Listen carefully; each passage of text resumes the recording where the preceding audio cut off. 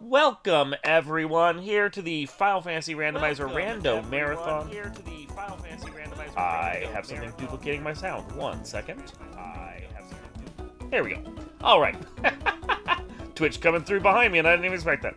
Welcome to the Final Fantasy Randomizer Rando Marathon. I'm your host, Dark Moon. We are going to be kicking off today's big long stream of stuff right here with Mario and Luigi Superstar Saga, Randomizer here with Albie. But before we get into that, I want to remind everyone that we're here in support of the Burn Children's Fund from the South Carolina Firefighters, an organization that is there to help kids that have suffered burns, help them with their healing, help with the whole process of them recovering and becoming kids again after everything they've gone through. Reduce the stigma, help with burn care. They're a great organization. Everything they're doing is fantastic for these kids and for the whole community. So please donate. We are here for the next 3 days. Plenty of great incentives to even donate towards to torture the runners and have a great time. Psychonauts is coming up next. After this, they have a Name the Save File bid war, an AP slot name bid war, and a side color bid war, all of which are completely open, so you can come in there and snipe on those. Then Illusion of Gaia Randomizer follows up afterwards. Add Boss Shuffle is at 0 of $80. Add Overworld Shuffle is at 0 of $80. Shuffle Flute into Item Pool is at 0 of $80. And upgrade the final boss to be utterly wretched is at 0 of $80. So we're looking to try and fill those in and get those incentives going. Please donate, please help out. And with that, I'm going to kick it on over to our runner, Albie, and let them take it away with Mario and Luigi Superstar Saga Randomizer. Albie, it is all you. Alright, thank you. So hey, I'm Albie. I come from the Mario and Luigi Superstar Saga Randomizer Discord as a moderator and longtime playtester for the randomizer, and I'm here to bring you what the randomizer of this game looks like if you haven't seen it before.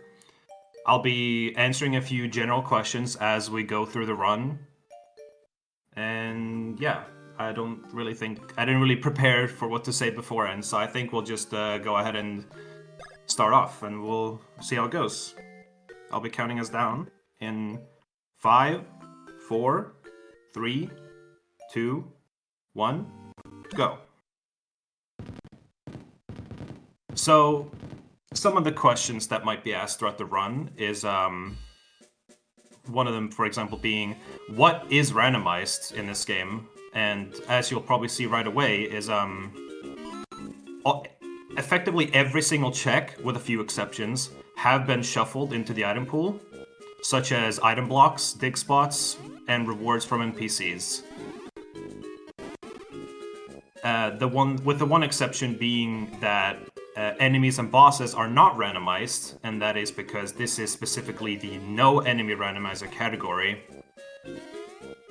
That tends to be the more popular category when we do these runs in our server, so that's what we're gonna do today. You might also notice that Mario and Luigi are different colors. That is actually a setting you can put in the randomizer when you make your seed. I personally like this color setting for them. It's effectively Fire Mario and Ice Luigi, but you can have these colors be whatever you want, including what we consider to be absolute vomit with the Chaos option, essentially. But yeah, that's that. So if you see the tracker, we have not only a tracker that shows the items we have, but also every location and how many checks are available. So what you'll notice is when we begin in Stardust Fields, every check will just be immediately available to us. We can just grab them all right away before we move on to the next zone. We will also be avoiding as many encounters as possible because, believe it or not, leveling up in this game isn't really that important whatsoever, assuming you get the right equipment throughout the run. So entering this cave at around the 2-minute mark is generally a good time to have. We did just get a couple of badges. the general badge in particular can be very good because it gives a lot of base POW, so we'll be doing quite a lot of damage already. But what we will be mostly looking for in terms of damage is something called the Mush badge, and we'll talk about that later whenever I get one, assuming I get one soon at least. So we just got our first key item. We got the first hammer. There are 3 hammer upgrades in this game. It is 1 out of 20 key items required to beat the game. Those 20 key items being all 3 hammer upgrades, Red Goblet and Green Goblet, Fire Hand and, well, it's called Firebrand, I'm sorry, and Thunder Hand. Green Pearl Bean and Red Pearl Bean. Paisley's Rose, the Bean Brooch, all 3 Chocola Fruits, all 4 Beanstar pieces, the fake Beanstar, and Peach's extra dress. Now, I'd say the most important 2 key items to get at the start of this game would be any hammer upgrade alongside the Green Goblet, because as soon as we get both of those, we will be able to... That essentially gives us the ability to dig for any dig spot checks. Because you might have noticed that I've walked past a few dig spots. We can't dig them yet because we don't have the ability to do that. But most of the checks in this game are actually from dig spots, I'm pretty sure.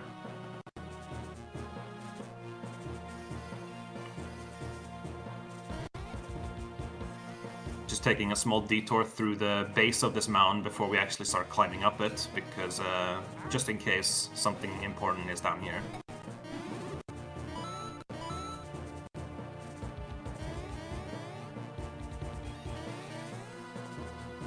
I'll be equipping my badges as soon as I reach the starting section of the mountain, which is very shortly. I should also mention, people might be wondering why there are save states appearing on screen. Don't worry, this is just a habit as for me as a playtester. I only do it in case any technical problems happen with the game, such as like game crashes or anything of the sort. I never use it to benefit myself in any run, so don't worry about that.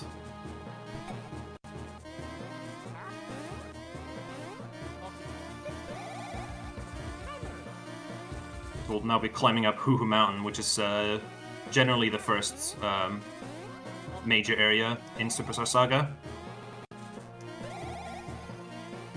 We'll be doing a glitch in a moment called Fountain Clip, which will allow us to save about a minute or 2. And I'll be showing that once we get up here. We did also get Paisley's Rose. That will give us access to entering Bean Castle, which gives us a few checks and flags. We'll be doing our first encounter here. And it should be an instant kill with our general badge. Correct.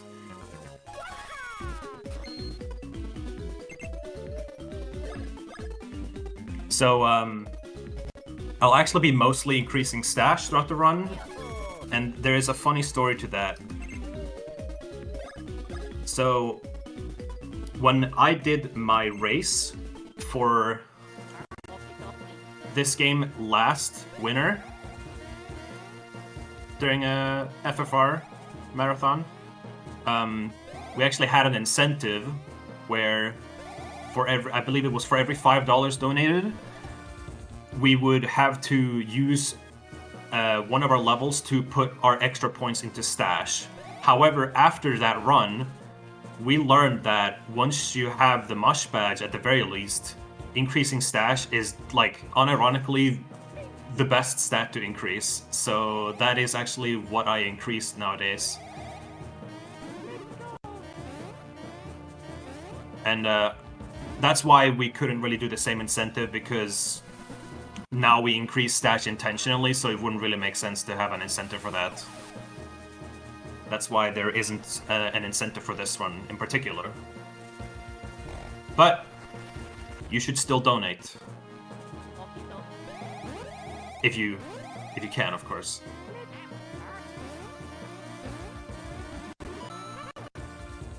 We'll be encountering our first mini boss here. This is Huhuros. He'll asks us to do a bit of a spin jump mini game before he lets us fight him.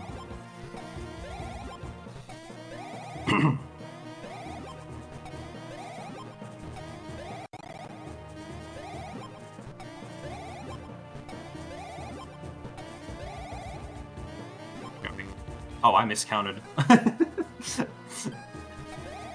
I wasn't paying attention. I thought I was at 9 orbs already. So you're supposed to grab 10. I promise you, I don't think I've ever made that mistake before. Granted, I didn't sleep all that much before this, but I promise everything should be fine.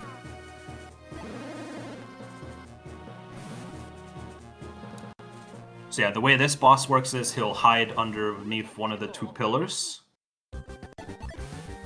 And the idea is actually to start by attacking the pillar that he is not under, because as soon as you reveal him, he will try to hide under the other one. But since there isn't another statue to hide under, he'll be shown.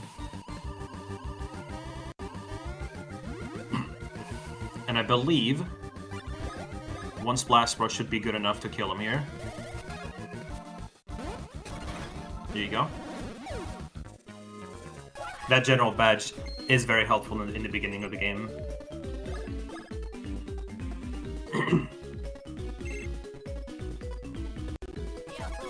Another thing that I tend to do in my runs usually is I have music turned off. That's not actually just a preference thing. That is actually also because if you play this game without music, like the entire run actually effectively becomes about 30 seconds to a minute faster.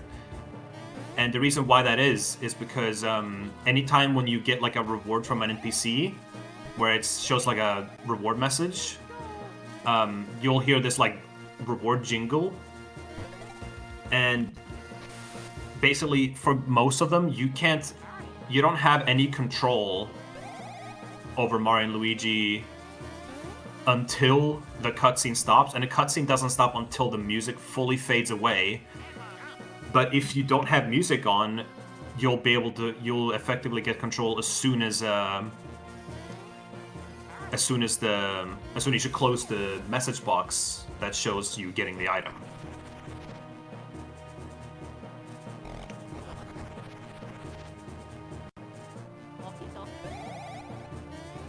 I'm hoping we'll find the green goblet relatively soon, because it's not really fun getting it fairly late into the run. But we'll see what happens. There's one block in this corner. There are 2 other dig spots in this room, but we still can't get them, so we'll have to come back here later.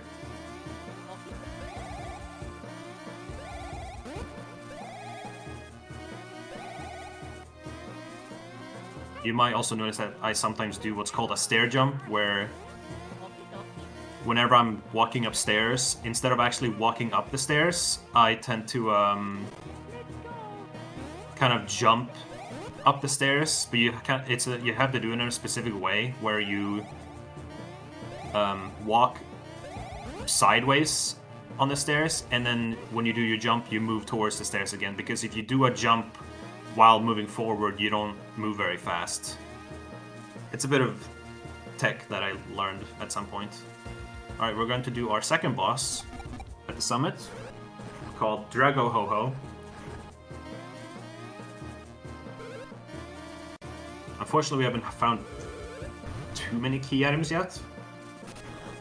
And as you can see on the tracker, there aren't actually a whole lot of checks available right now. That's because all the other key items is what unlocks most things.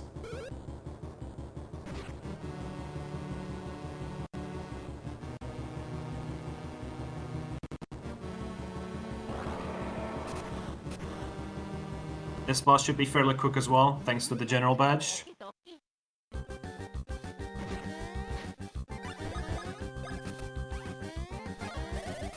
one other good thing to note is that every time you defeat a boss, all your HP and BP, like the Bros points, this is basically the mana of this game. Anytime you defeat a boss, both your HP and BP will be fully restored, with the exception of one boss, which is actually part of a bug in the randomizer.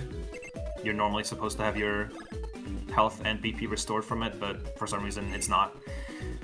But yeah, that's good to keep in mind. So most of the time, in most runs that I do at least, I never have to worry about using any items to heal myself. Because later on, once we get this powerful mush badge, we'll be defeating most bosses in one attack.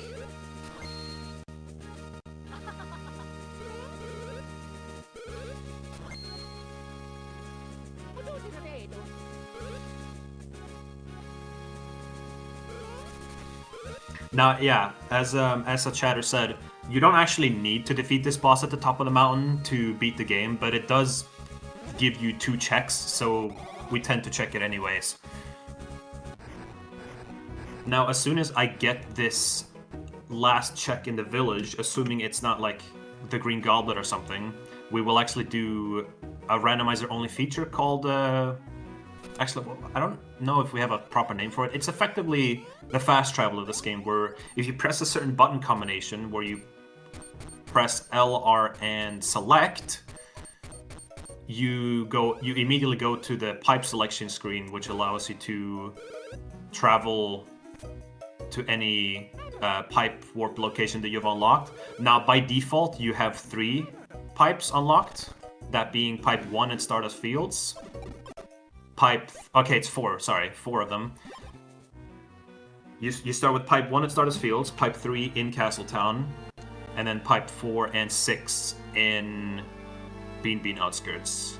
Because all of those pipes are immediately available to you without any key items anyway, so they're given to us immediately, so we can travel around the world faster. Now, since we have the Peasley's Rose, I figure we may as well go in here right now. Normally there would be a cutscene here that would make us fall down a trapdoor and then send us to the sewers, but they actually added a path down to the sewers so that you can re-enter the sewers at any time. Okay, this is our first encounter, unintended, but it's okay. These will happen from time to time.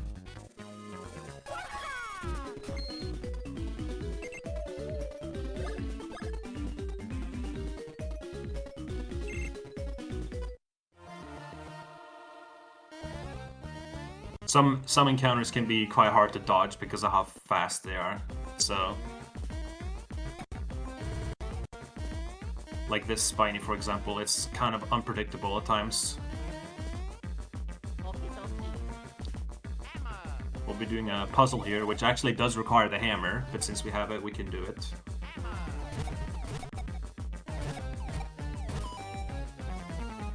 I actually did a frame-perfect hammer swing there on accident, which made it so I couldn't, like, turn to the side and swing my hammer. Which was a little interesting. There's our first Chocola fruit. We need all 3 of them in order to reach the end of Chocolate Woods and fight the boss there. Which is actually a required boss to kill for this run. Hence why we need them. Oh, there's a Green Goblet. That's great. Now, I'm actually gonna warp out of here. Because fighting the boss of Bean Castle, which is Queen Bean, will actually take a while. Well, not like too long, but longer than I would like it to, because there are ways to kill that boss much quicker if you have the right methods. So what I'm doing right now is I'm actually going back to Hoo Hoo Mountain right away. This is the path that I usually take when it comes to grabbing all the dig spots in the game. I always start with this area and then work my way down to the outskirts.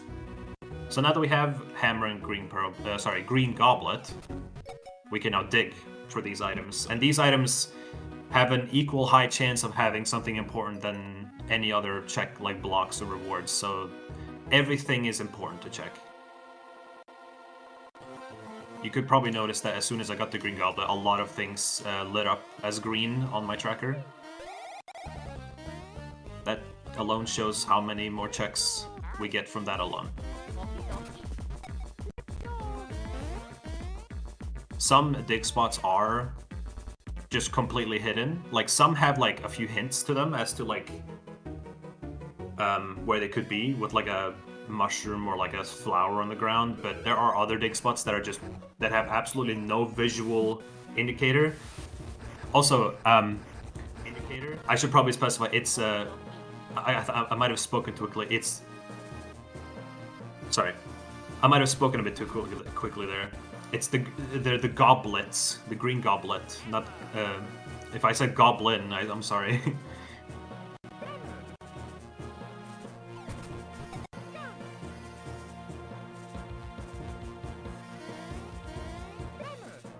You're effectively treasure hunting by slamming Luigi into the ground.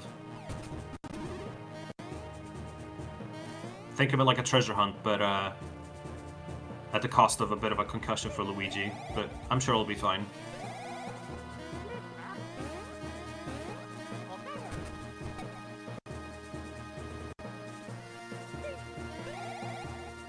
There's a dig spot on this flower I missed.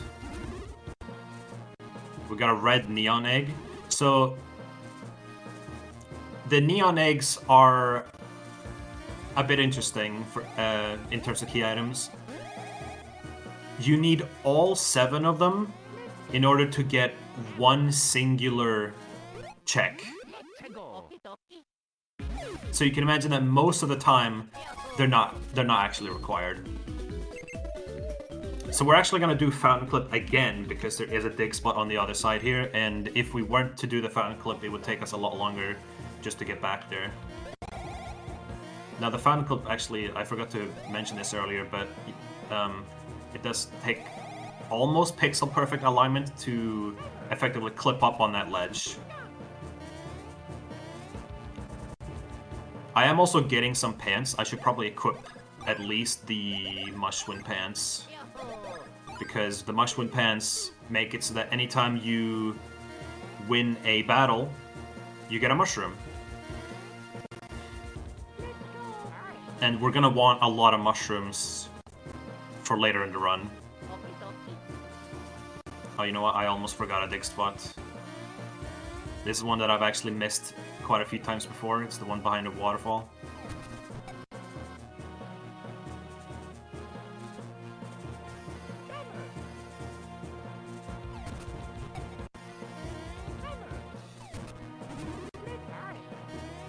We're also getting some of the coffees that you can get in like the cafe. It's actually called Star Beans in this game.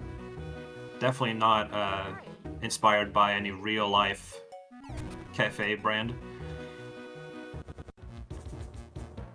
And although the coffees themselves are shuffled, and there are other items to get in the coffee shop, we have a setting on for this rule set where any important key items that are needed to beat the game will not be there, because getting some of the coffees requires doing some actual long-term grinding for the beans that are needed to make the coffees. So none of us really like to do that, so we have the setting on where we don't have to worry about the coffee shop whatsoever. Alright, that's gonna be all the checks in Hoo Hoo Mountain. We'll be heading our way down to the outskirts from here.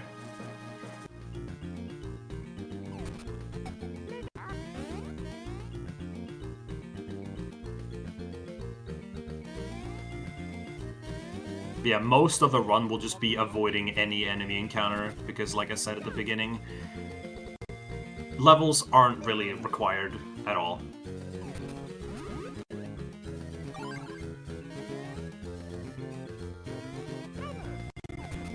I would say on average you will be around level 17 to 19 maybe once you reach the end of the run, which is, for like a casual standpoint, very low, but it's not needed.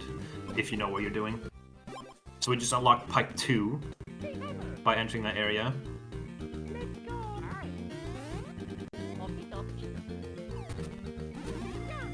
There are a lot of checks in the outskirts, as you can see. Most of them being dig spots, hence why so many lit up for us just now.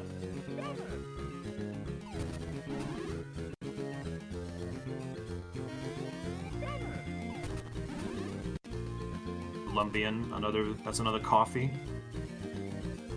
We'll be doing a bit of a mini game in this cave for another item. So the one check that I left out in Bean Castle Town is the reward you get from defeating the boss. I didn't actually skip it because of the check. I do actually need to fight that boss eventually if I want to get access to the gear shop, because that's one of the flags that boss gives me. So I do want to fight it eventually, but I'm taking the time to check if I can get any sort of abilities or equipment that would make defeating the boss that much quicker. And we have a lot to check, so we got time.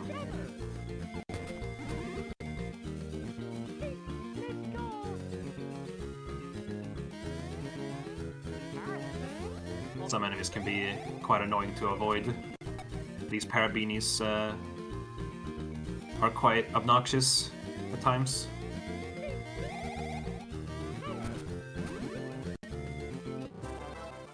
We found the tank badge. That's a golden mushroom that we just got, which is actually what the sprite of all the important items are, if you haven't noticed. The golden mushroom, as interesting as it is, it's basically like an elixir in Final Fantasy, I believe, where it just fully heals your health and mana. But it's not actually that important in this game. When it comes to the damage scaling that Mush Badge does, I'll explain it more in detail later once I get it. It only counts regular mushrooms, like golden mushrooms and 1-ups don't count towards that damage calculation, hence why it's kind of worthless. Although it is worth quite a bit if you sell it. So anyways, we got Thunderhand, which was a pretty interesting and convenient place to get it, because we just unlocked access to the airport right here. And the airport alone has, I would say, 17 dig spots. It's a lot of items. And most of the time, there's at least something important here. There's also a pretty tough boss here, which I would fight, but it would take quite a while to go through. So I'm hoping to get something stronger eventually.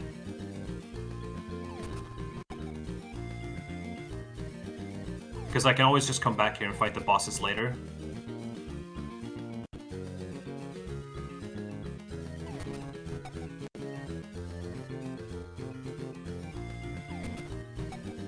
So far it's been only beans. There are a lot of beans in the pool, to be fair. I would say, like, out of the 600 something checks, I think 180 of them are chuckle beans alone.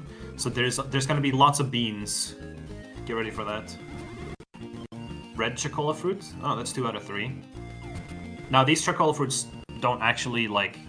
Even if we get all 3 right now, we wouldn't be able to make use of them, because we don't have the Bean Brooch to enter Chocolate Woods in the first place.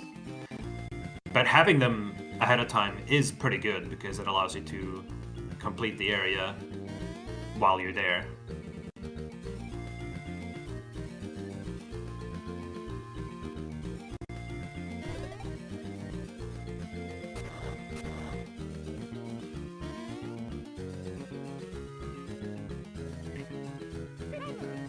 Through this gate for 1 check.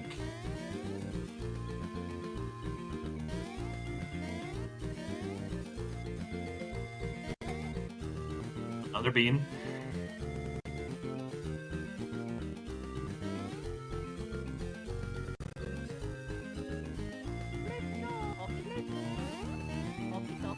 Okie dokie. A another golden mushroom. There's only, like, I believe 3, maybe 4 golden mushrooms in the entire item pool, and we've already found 2 of them, so there's that. There's a hidden block there.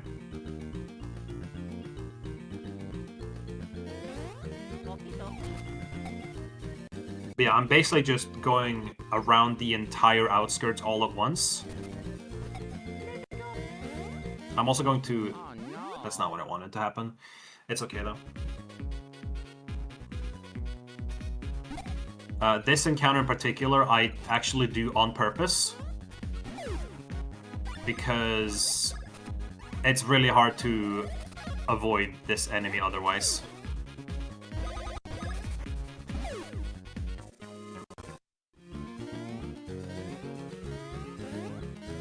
It's hard to get off there for a moment. High jump can be a bit weird if you don't like time the jump. You can kind of get stuck on it by just constantly mistiming your jump.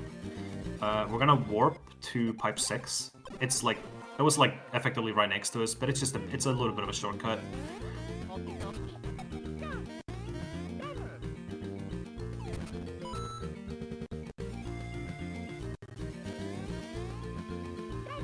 Stutters will unfortunately happen from time to time. Here's another Lakipi that we fight.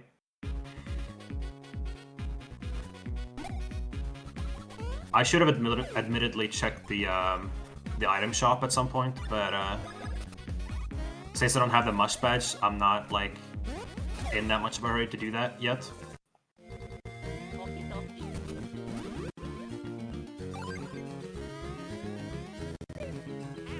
Okay, the stutter made me mess up my jump there for a moment.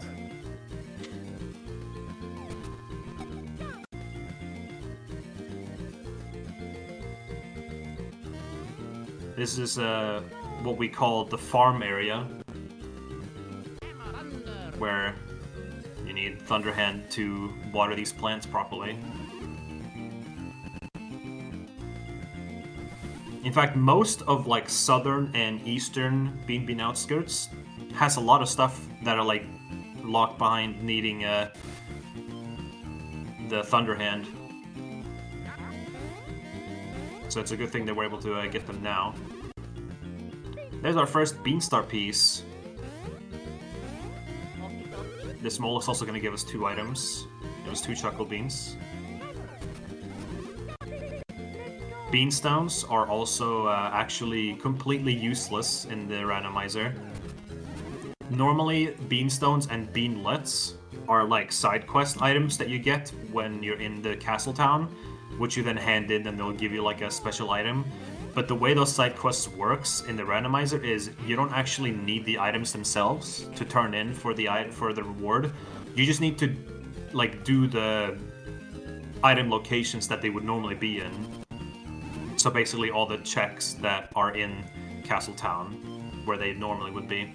And then you could just talk to the NPC and he'll give you the item afterwards. We'll be going into this cave where we'll be watching a cutscene. It's these guys again. We saw them like maybe 10 minutes ago. They'll be upgrading our hammers, supposedly.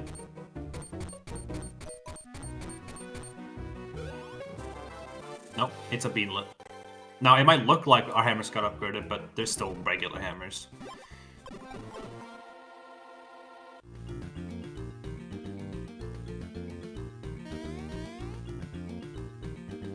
We only have a little bit left of northern outskirts before we warp back to Pipe 6 and enter, I would say, University to see what's over there.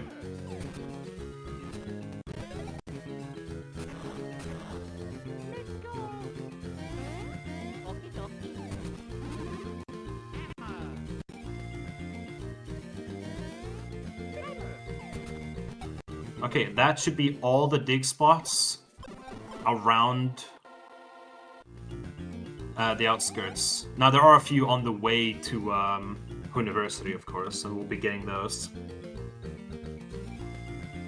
I believe there's one check that I'll be leaving behind in the outskirts for now. It's another cave minigame that I skipped on.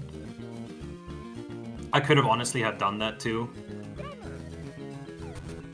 But that tends to be one of those checks that I kind of skip on because it's like you spend like a full minute solving puzzles just to get one check, and when you do speedruns, if you want to save time, sometimes you gotta take some risks and skip some of those singular checks and hope that there's nothing there, because it does save time quite a bit if you do that for all the checks that are like that. Beauty badge. So far, nothing has really beaten the general badge that we got at the beginning. So this is Woohoo University. You normally go here after you've beaten Chuckluck Woods, so some of the enemies can be a little scary if you're not prepared, but we do, to be fair, have some pants that give us like a lot of defense, so nothing should really kill us.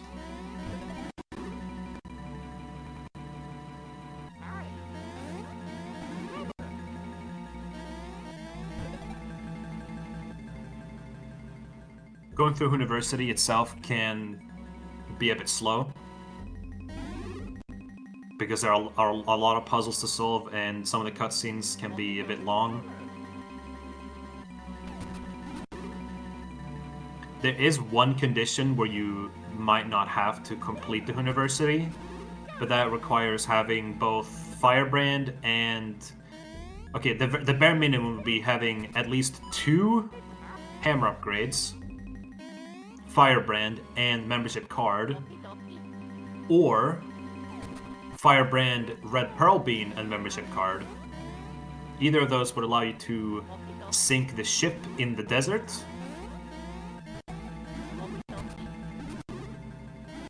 There's a lot of items in this room.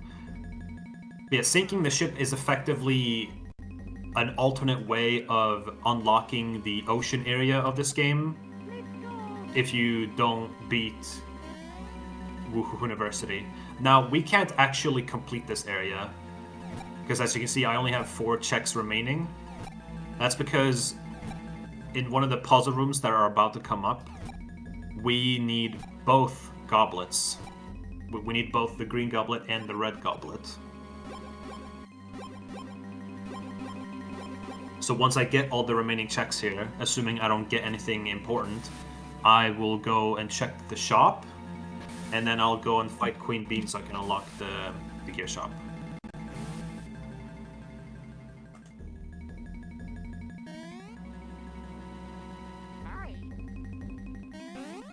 This room can be a bit annoying to get the checks on without getting jumped on. Unless you're smart like that. I'm usually never able to pull that off in my runs, because I feel like most of the time trying to do that doesn't work. So yeah, the way those viruses work is they will attempt to jump at whoever's in the front, but if Luigi's in the ground, he'll just avoid the attack, assuming that Mario doesn't get hit by the jump as well. But you kind of, like, sometimes it just doesn't work from my experience. Okay, actually, I'm gonna equip the Peachy Jeans, because those are, in my opinion, the best pants for Luigi. And we're gonna sell a bunch of the stuff we got.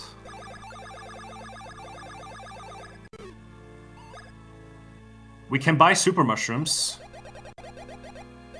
We'll buy 15 for now. Unfortunately, I would have wanted regular mushrooms because they're a lot cheaper. But that'll do for now. We're gonna go back down to the sewers and fight Queen Bean now, because that'll unlock the gear shop.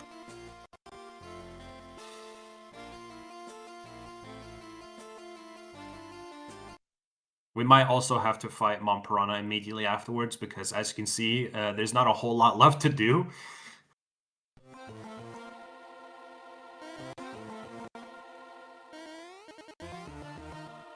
Also, the way enemy respawning works in this game is interesting. Basically, anytime you re-enter the castle town, anytime you warp to Pipe 3 or just enter the castle town through the west or east gate, that alone will just respawn all the enemies in the entire game. Otherwise, they'll stay killed if you decided to kill them.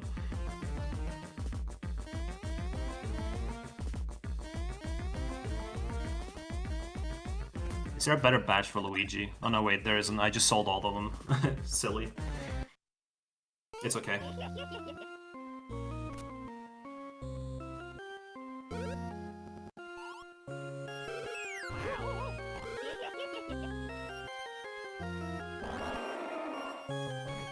We've been kind of doing every boss in order so far. Mostly because I haven't had access to the other areas.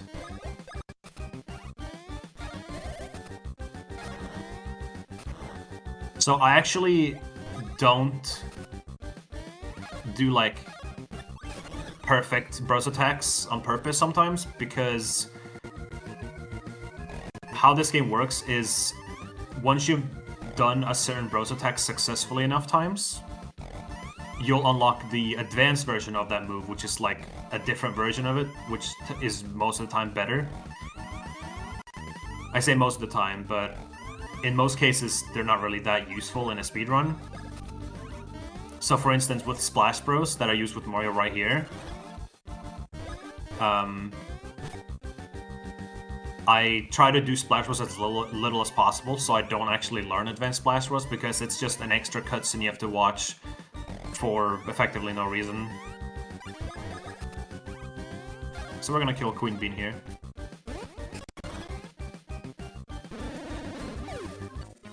Which will give us the last remaining check of Castletown, as well as the flag of the gear shop being unlocked.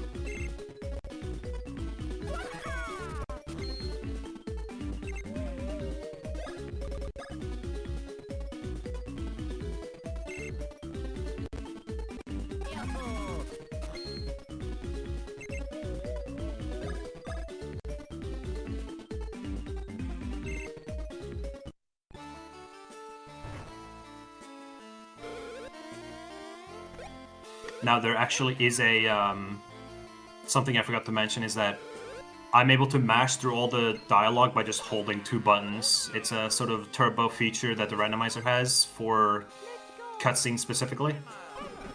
Alright, so now we're gonna just shortcut our way to the shop, because now the gear shop's unlocked, which at the moment only gives us 6 items to look at, I believe. But it's still worth looking. Okay, that's unfortunate. So we're gonna have to fight Mom Piranha. You know what? I'm gonna do the last outskirts check, because why not? Actually, it would be a lot faster if I went here.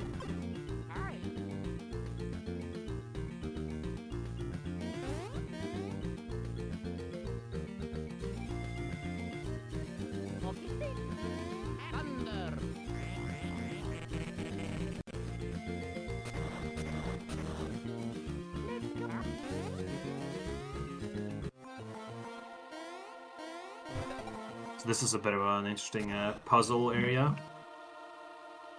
You have like 3 puzzles where you have to like align Mario and Luigi in a certain way to hit these, they're called Simu blocks, where you basically need to hit 2 blocks simultaneously. And once you've done that 3 times, you'll get this small reward, which was a 1-up. Alright. So now we have no choice but to go and fight Mom Piranha, which will take a while, unfortunately.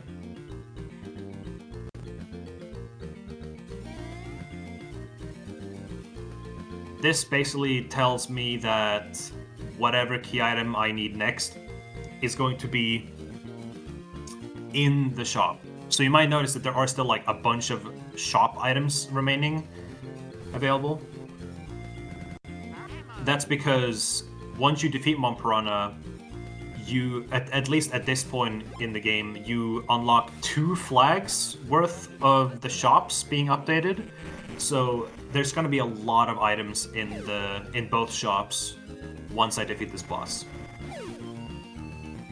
Unfortunately, I don't have the absolute strongest gear. Like, General Badge is okay, but, like, it can only do so much.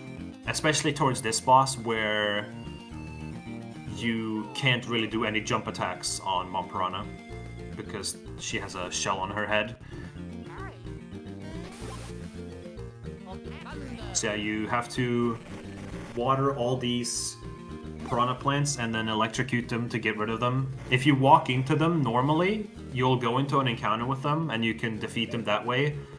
But if you do it that way, then they'll just respawn once you leave and re-enter the area. So this is actually the intended way of doing it.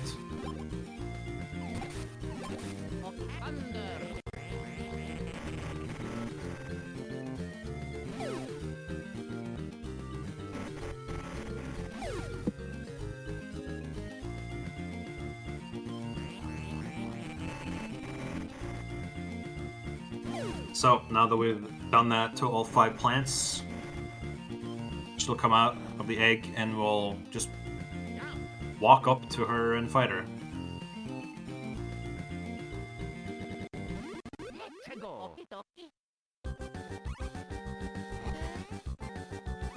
This fight, like I said, might take a while.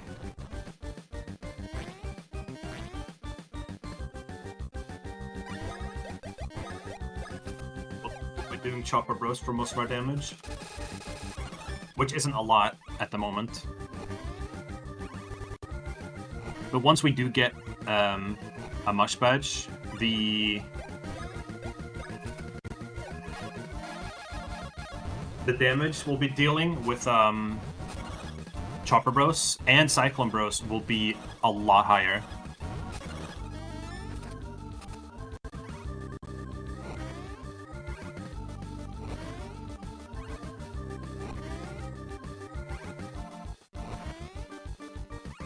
Yeah, it's a bunch of attacks that you have to jump over. Now, normally she would heal after every time she attacks. But in the randomizer, we were kind enough to make it so that she doesn't heal anymore after her attacks. The way she actually heals is based on... It's actually based on how many minions are alive on screen. She regenerates 10 hit points per piranha plant that's in front of her. So she would basically regen 20 health if you left both of the other ones alive. But there are seeds where you have no choice but to fight this boss really early on. And if you haven't found like a strong badge, then you might actually get soft lock because she will just out-heal the attacks you do. Anyways, she's at like 3 hit points, so I'm just gonna do this.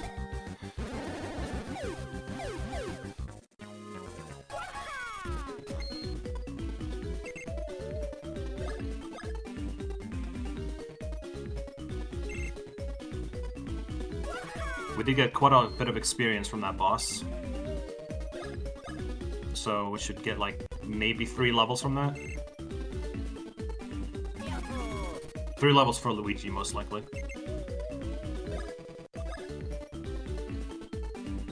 So really, like, Stash in this game is effectively like your luck stat.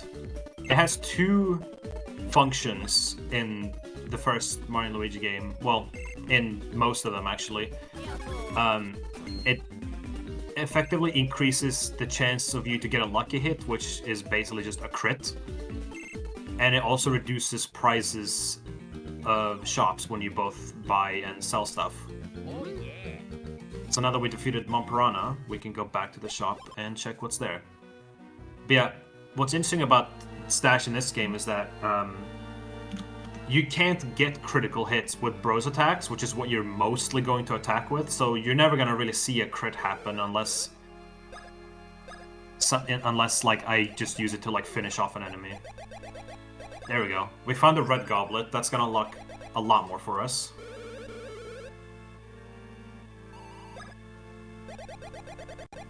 And regular mushrooms. I saved some money just in case there's a key item I need to get later. we're actually going to warp here again, because now that we have the red goblet, we can go into this area with Small Mario. That's what the red goblet basically does. It allows you to make Mario small, and they can fit through small holes. And this area in particular has 5 items for us.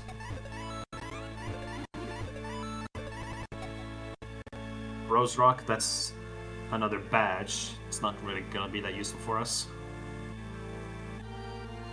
Now, there is one more cave minigame we can do, and I'm gonna do that because this one actually has 2 checks, hence it says 2 on the tracker. Now, since I entered the castle town again, all the enemies have respawned. Thankfully, I've already gotten all the checks in this area, so I don't have to worry about this lucky piece for a while, if at all. Those 2 lucky pieces in eastern outskirts are like 2 of the very few enemies that we choose to encounter on purpose because it's just way too hard to avoid them, sometimes impossible, when you want to like go and get the checks in the same area, because they just constantly hover above you and throw like sharpies at you.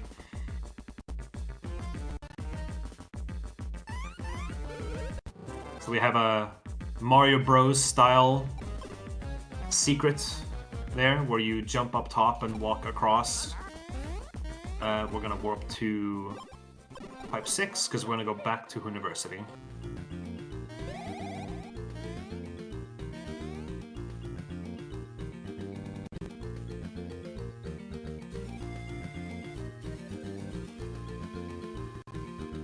This is actually the only place we can go to as well, so we've been kind of it's been pretty linear so far in terms of our choices. Like, we can only go to one place at the moment. It will open up a lot more once we get more hammer upgrades. We're just gonna head all the way back to where we left off in this area.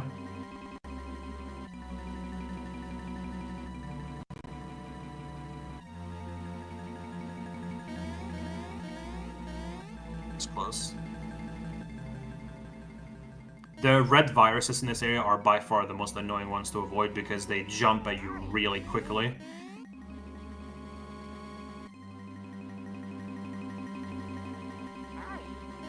Hence why this room is really hard to go through unless you've already gotten all the items. See, if you just walk right through, you should be able to be fine.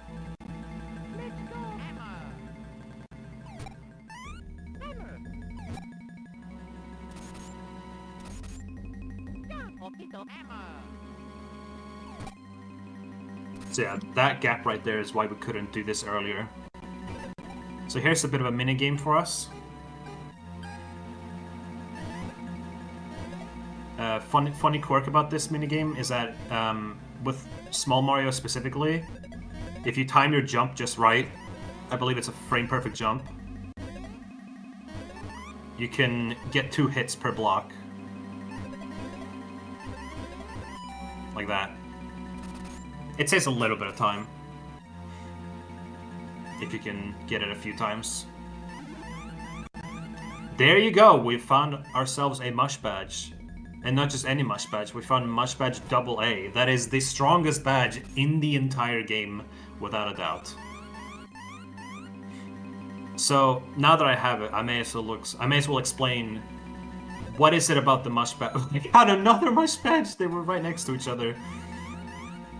The way Mush Badges work is they have a bit of an interesting damage calculation where their gimmick is that the more mushrooms that you have in your inventory, specifically regular mushrooms, like mushrooms, super mushrooms, ultra mushrooms, and max mushrooms, it doesn't account for 1-ups or golden mushrooms. Depending on how many of those regular mushrooms that you have, it will increase the damage you deal in battle. And the formula is a little complicated to understand, but basically, to sort of simplify it, every mushroom and super mushroom that you have will increase the damage you deal by 0.2. That's unfortunate. And every Every Ultra Mushroom you have will increase your damage by 0.25, and every Max Mushroom you have will increase your damage by 0.3. It's not a lot, but mushrooms, the regular ones, are pretty easy to get. But the one caveat that makes the Mush Badge like really good is that it's not just increasing like your base damage or like maximum damage or whatever, it also increases your minimum damage. So earlier we used Chopper Bros to fight Mom Piranha, and once you deal enough hits to her, every attack after that will just deal like 1 damage. But when you have the Mush Badge equipped, it will increase the minimum damage of every hit of the Chopper Bros.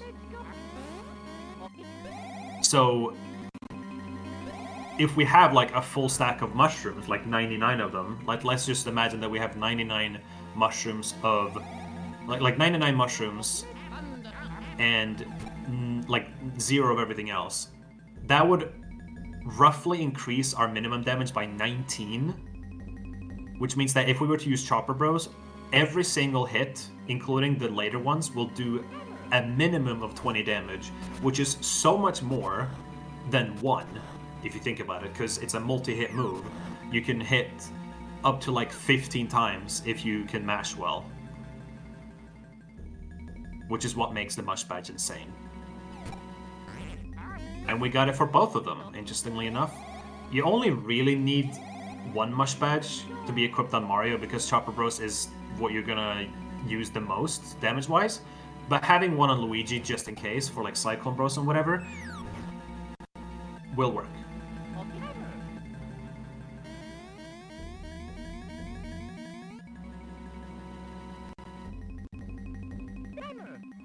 If I had the Mush Badge going into the Mom Piranha fight, I could have possibly have defeated her in just 1 attack. Maybe 2, depending on how many mushrooms I have. But I will say the bosses in this area should be a lot easier now that I have a Mush Badge. And not just this area, but like every single boss up until the final boss should be a cakewalk now. So those gaps right there, three tile wide gaps, are pretty hard to jump across, like with just a regular jump. I think you're intended to like return to the area and spin jump across those gaps, but you can just barely make it across those gaps with regular jumps if you time it right. It's what we call swag jumps when you successfully jump over those gaps. It's pretty hard.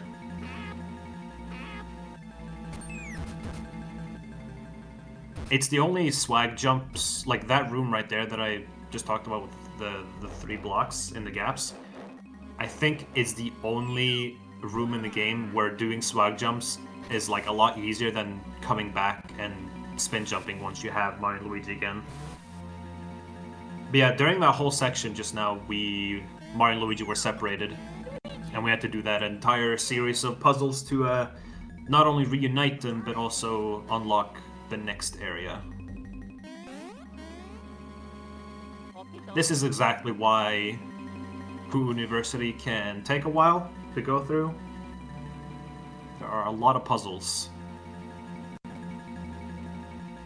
There's a hidden block right there. Something I do find interesting is that for every hidden block and hidden dig spot in this game that has like little to no indicator, I wonder if anyone would like see that and like not have any idea that it was there like at all. Specifically speaking to those who have played this game before. Because I can tell you right now, there are a lot of dig spots in this game that have absolutely no indicator that I'm certain that a lot of people never knew about.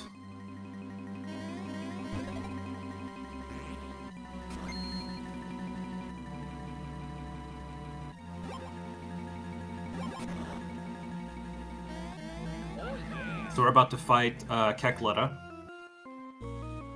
Not the actual final boss, but you do fight her once throughout the game. before the end of the game. You might have also noticed that I never properly saved the game. That's because in this game, well, in the randomizer in particular, you don't really need to save the game for a randomized run.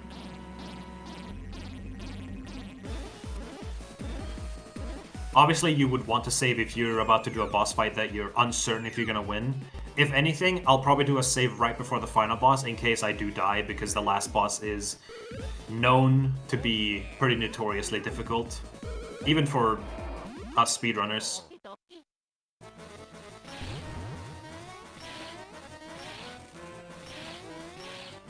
Oh, that's unfortunate. Okay, that's the worst outcome.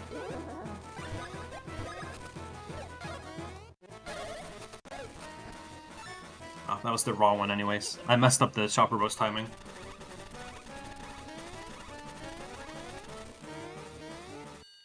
So what I'm gonna do here is I'm actually gonna waste a turn to heal up anything, really. Because if I do that, then these two clones will stay on screen.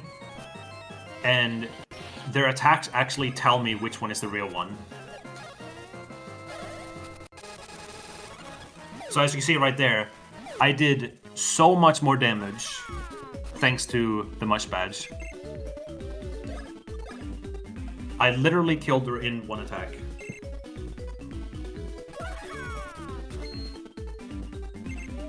You also get a lot more experience than you're supposed to from this fight, so we're gonna level up a few times.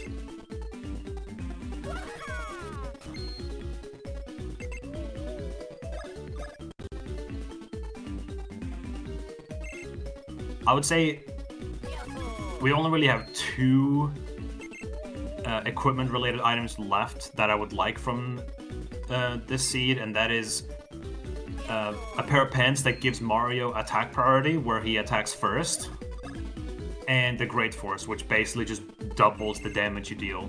And take, to be fair, but usually the downside of the Great Force isn't really that bad as long as you know how to like avoid attacks.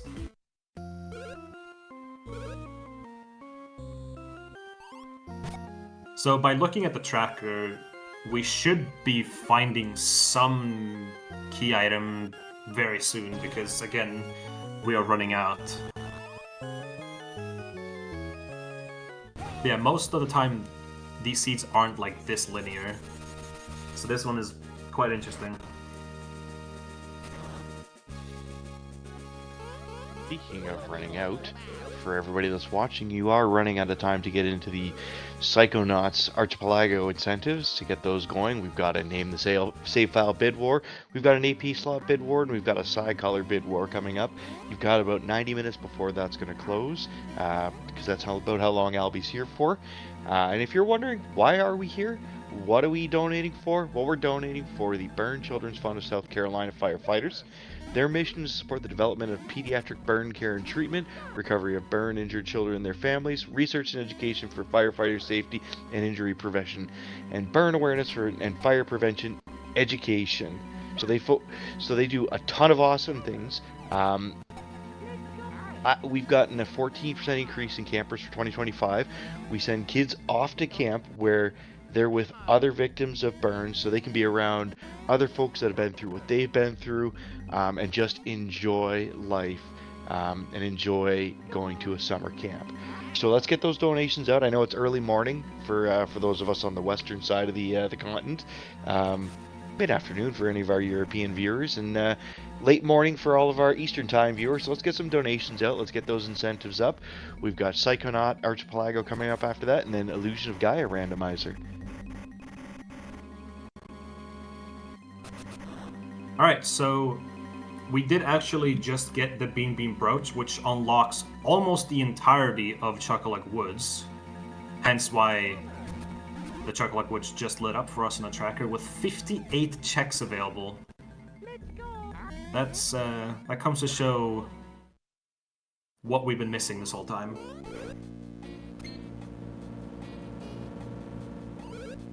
Here's where you could consider the B plot of this game, where you see some of this stuff happening with, like, Rookie. Oh, sorry, Popple. The little green thief, that's his name.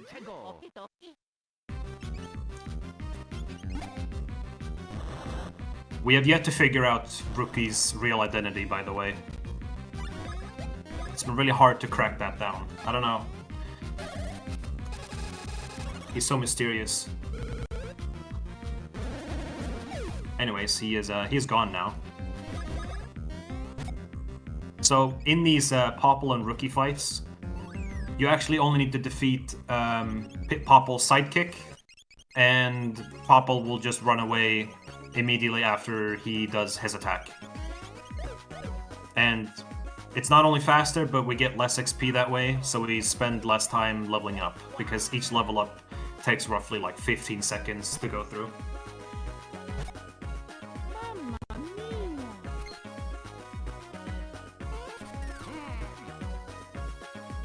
Also, we kind of just immediately cut over to the Oasis. That's because there's supposed to be a big cutscene in place that like makes them get like basically blown away or like pulled away from the University. The dev of the randomizer decided, in agreement with us, that that cutscene takes too long, and he just removed it from the randomizer entirely. So we spend less time watching cutscenes, and I think that's very based. Because who wants to sit and watch cutscenes for several minutes? So you might notice that when I walk up to these guys, there will be a message that shows a certain item. That is what we call a minigame spoiler. They're not always minigames technically, but basically those NPCs show us what item we're going to get if we actually decide to go inside the temples and get what is normally the Firebrand and Thunderhand techniques. Seeing as there was nothing directly useful for us, we don't need to go in there, so that's helpful. Because if we had gone into both temples and grabbed those techniques, that alone would have taken about 4 minutes. Anyways, we're done with the ocean. We're gonna go to the woods now.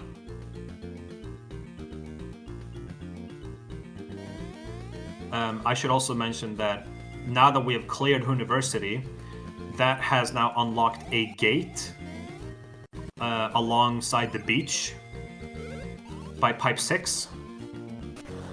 So whenever we get Ultra Hammers, which is the highest upgrade hammers, we'll be able to surf in the water.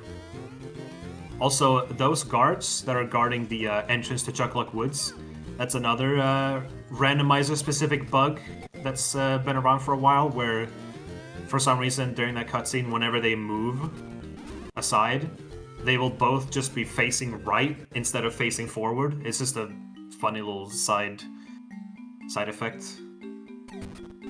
We did also get Firebrand. That actually doesn't do much for us right now. But once we get better hammer upgrades and also perhaps the Red Pearl Bean, then we'll be able to unlock a lot of stuff. So this is the barrel mace that you do at the beginning of the woods. Hey look, it's Popple again. You're supposed to encounter him here for the first time, but you know. As our randomizers, you do things out of order.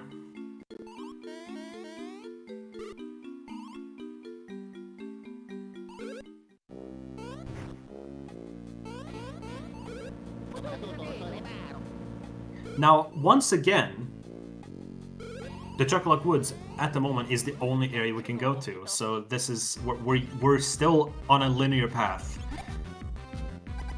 as much as it sucks. So this is more or less the exact same fight, just a lot easier. They have a lot less health, and their attacks are not nearly as difficult. So we're just gonna let him run into us, and then he's gonna run away.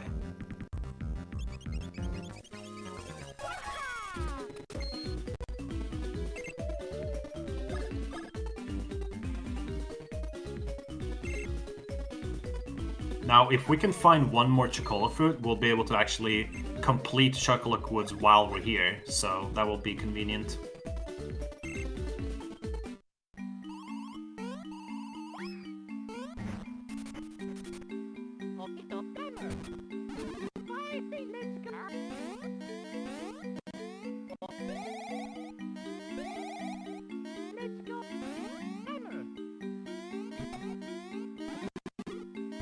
Beanstar Pants, there we go.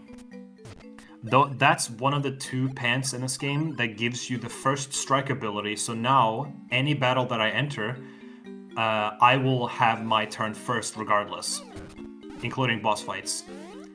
And because Luigi has the Peachy genes, which lets him always attack after Mario, that basically gives both of them attack priority in every single fight.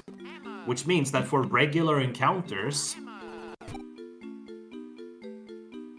we will be able to just run away immediately without being at risk of dying or just having time wasted by having the enemies attack us first. There's no need to worry about that. Our speed stat at this point effectively is pointless because we're going to attack first every time anyways. It's like having infinite speed. That's another way of looking at it.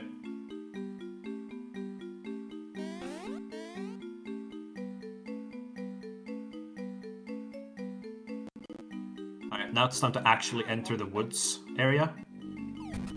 And this area has quite a few dig spots with very vague indicators on the ground.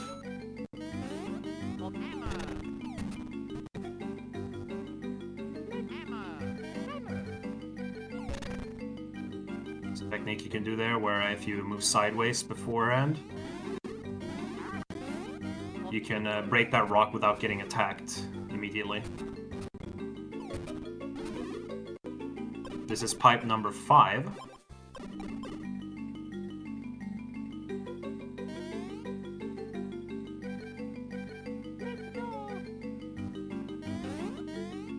So now all I'm really looking for is the Great Force, damage-wise at least.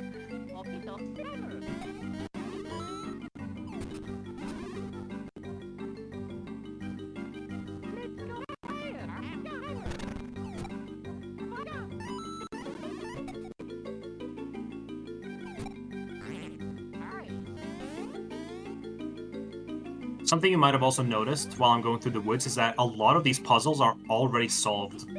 That is to kind of allow people to go through the woods, and it just makes the woods more open without needing both the green and red goblet to traverse this area.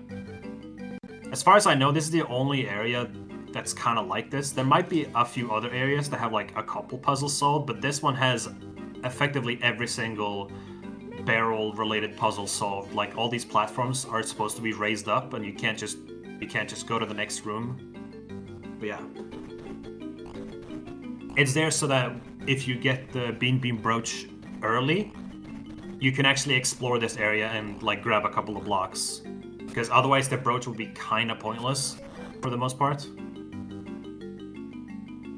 So that's the Chuckle Root. It's like a massive tree that asks us to get all 3 Chocola fruits. Now, we obviously don't have all of them yet.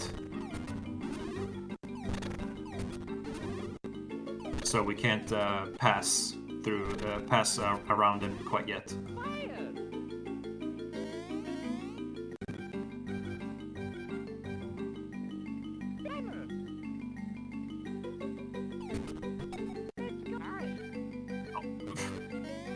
Okay.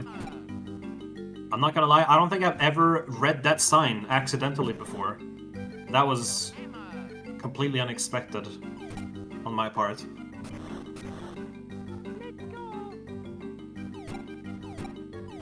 So this is a series of puzzles where you have to like hit some switches on either side, but once you reach this part you kind of have to walk all the way around with Mario, because now you need to use Mario to help Luigi go underneath this gate, and while you're under, grab this dig spot. And now you're on the timer to make it all the way around. Because, yeah. Who's setting this timer? Who knows?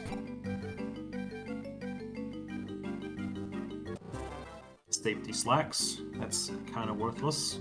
Because we don't really need any badge or pants at this point anymore. Although it is money, if you think about it that way. We can sell it for a decent amount of coins. We will need more coins to buy more mushrooms later.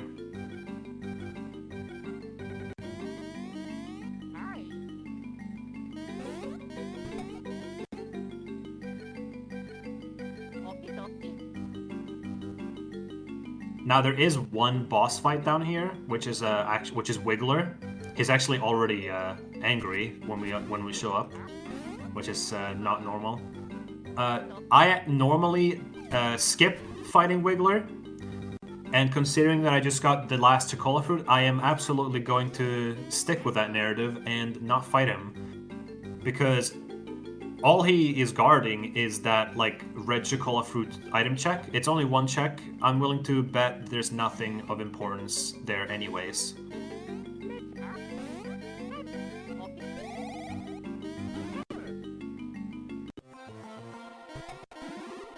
Here's another interesting part about the randomizer.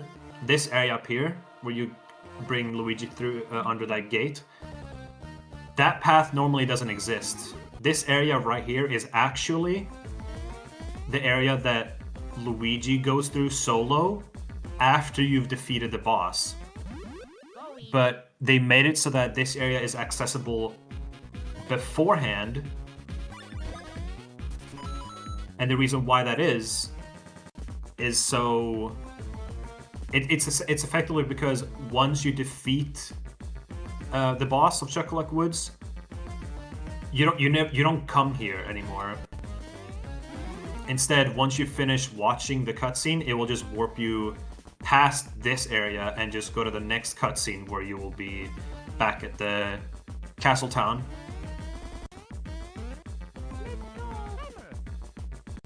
So he kind of unlocked the area to go through from here instead. We did also get the Spiny Badge AA. That could have been useful to deal a lot of damage to spiky enemies, but it's not needed anymore. It would have been really useful against Queen Bean because normally, in order to attack her on the head, you need to defeat her arms because her crown is considered sharp. But with a Spiny Badge, not only would you be able to deal damage by jumping on her crown, you would also be dealing double damage because that's what the Spiny Badges do. They not only allow you to hit spiky enemies with jump attacks, but you also do double damage on spiky enemies when you jump on them. Anyways, let's go and finish this area.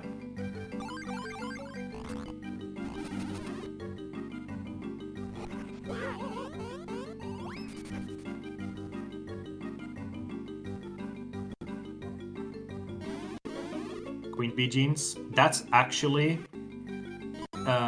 probably the tankiest pair of pants in the game. They don't technically give the highest defense. It's like 5 less defense than the pants that actually give the highest defense, but they also give you like a lot of health, so I would argue that they are better. So here's the boss. There's also going to be a bit of a cutscene skip here as well. Not from me, but just built in on the randomizer.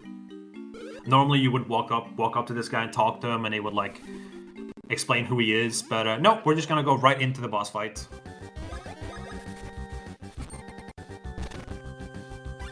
So I can't actually start by doing Chopper Bros because that shield will effectively soak up any damage that I initially do.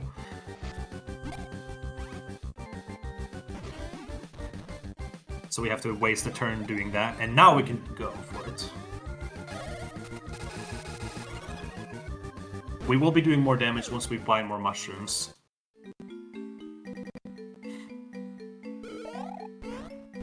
So yeah, normally, this hole that we fall down right now would normally send us to the cave that we just talked about, but we skipped that entire sequence and now we're moving over to Castletown, where we're gonna see a series of cutscenes. So this actually makes it so we will have access to doing what's called Peach Escort in Tiki Valley. However, we can't actually go there yet because we don't have Super Hammers, which is the second hammer upgrade. It's admittedly very rare to get this far, where you defeat Chocolator, and still don't have access to the desert.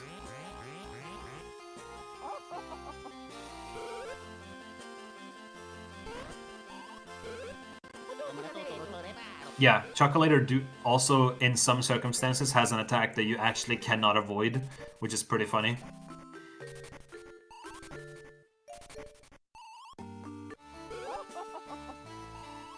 So once we finish watching this cutscene, we're actually going to leave the room and re-enter the room, and this will trigger another cutscene.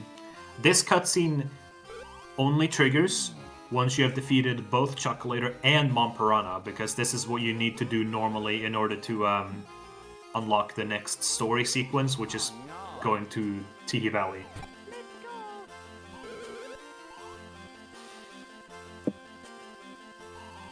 So defeating Chocolator normally would give us another shop flag, but since Mom Piranha is one shop flag ahead of Chocolator, we haven't actually unlocked any new items in the shop. But what we have unlocked are all these checks. Hidden beanstones on the ground. There are 10 of these, including 5 beanlets, which will appear once we start the side quest on the right side of town. Also, that was a beanstone at a beanstone location.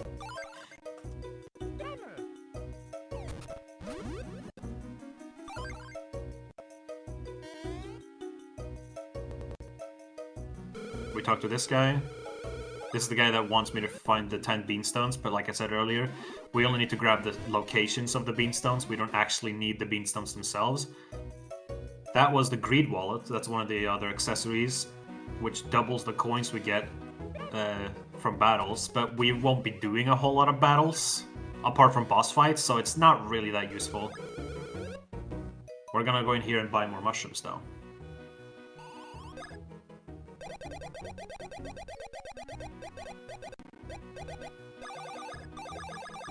We're not going to need any of this stuff anymore because we have mush badges, and we're going to buy as many mushrooms as we can, follow up by as many super mushrooms as we can, and we'll be good to go. Now we're going to do a lot more damage.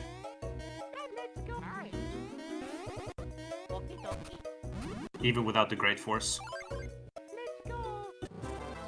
Green pepper. I want to say there's only like one or two green and red peppers that you can actually get in the item pool. I think normally they are like supposed to be something you buy in the shop, and then you can get them like once somewhere else. Bean Bee badge. Choco blend. More coffee. The coffees obviously increase your stats and stuff, but they're not really like that useful.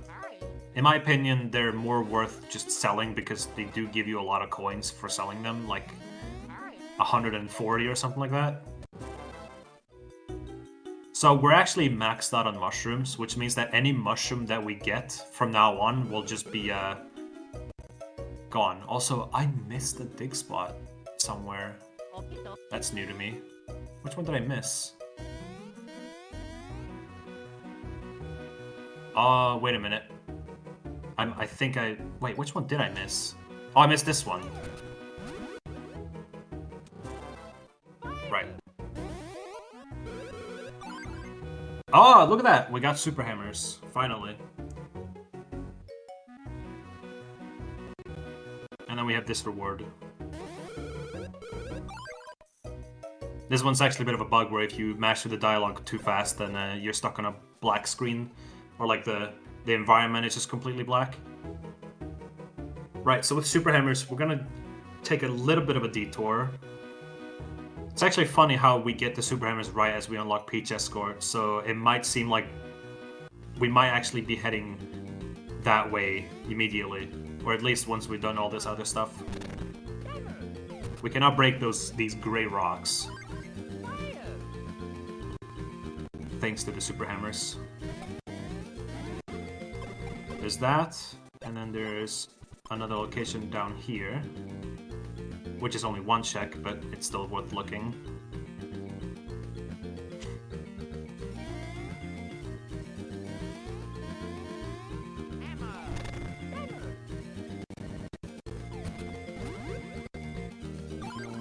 Rubin. Next, we're gonna head all the way up to Stardust Fields because there is another location in Huhu Village with more items. And I think once I've done that, I might be just heading to the desert because that seems to be the next good place to go. Because there are shops there and everything. Now, it does say that there are 14 checks left in the castle town. Those are actually just all the coffees, and like I said earlier, there's not going to be any important key items in the coffee shop. So we don't have to worry about those 14 checks at all.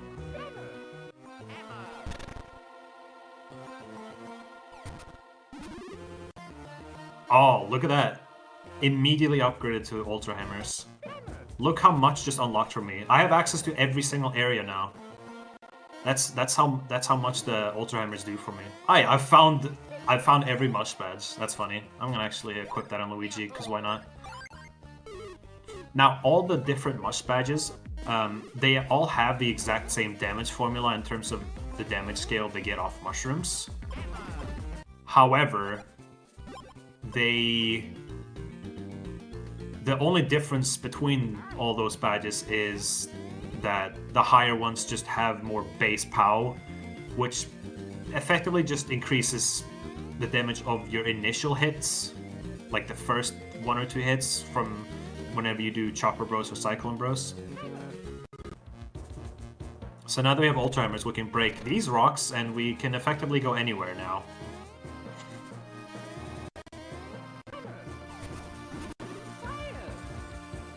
And you know what, because I'm here, I'm gonna go grab this check as well. Normally this is like one huge area you have to go through with solo Luigi, but it's been reduced to just one room with one block.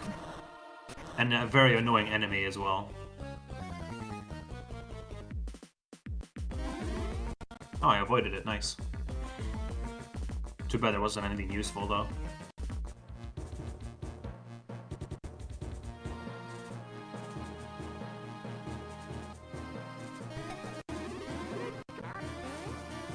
Okay, we now have 6 out of 7 neon eggs, which is unusual. Oh, green pearl bean. See, now look at this. We're getting all the key items.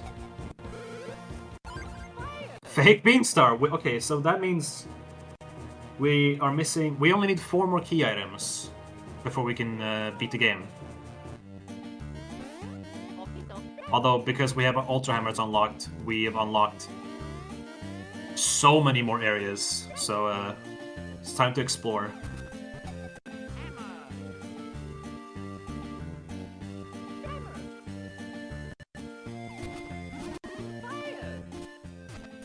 Amazing. Great Force and Cobalt Necktie for decreased prices. So now we have the Great Force, which has effectively just doubled our damage, like, again. Well, not again, but like, our damage has been doubled on top of all the damage scaling that we've received from all the mushrooms we bought. So we're going to do a lot, and I mean a lot of damage.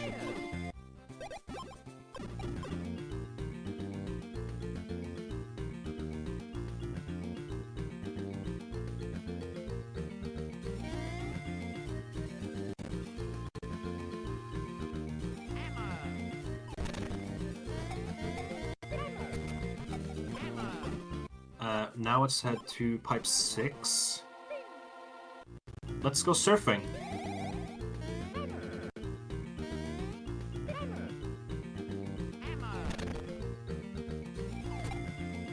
By turning Luigi into a surfboard.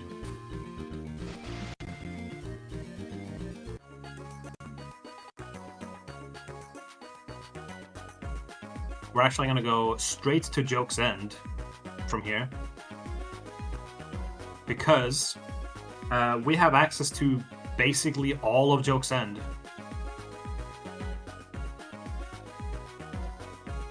Except for one check, obviously, but this randomizer has actually added a pipe warp location at the very top of Joke's End. So what you can do is you can explore Joke's End, and once you're done, you can unlock the pipe at the top once you're there. And it's just a huge shortcut, basically. So we're gonna go explore Joke's End right now, actually.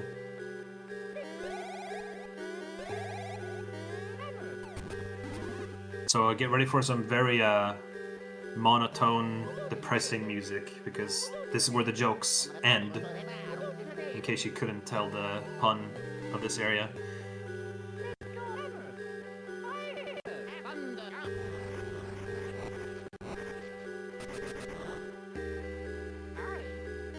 It's actually a glorp, one of those like blue goop enemies on that middle staircase, but as long as you hug the bottom wall, it won't spawn, so you can avoid it altogether. Just waiting for this tornado to show up. I do normally grab every single check in Joke's End, which takes roughly 15 minutes. Alright, I can't do fire dashing because I don't have red pearl bean yet. So we just have to walk.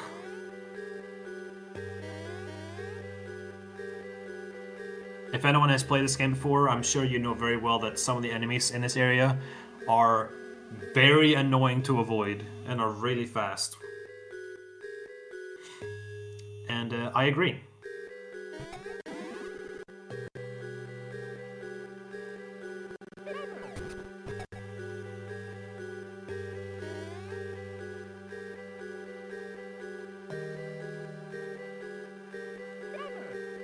Get stuck over there so we can grab that dig spot. We're gonna try jumping over this.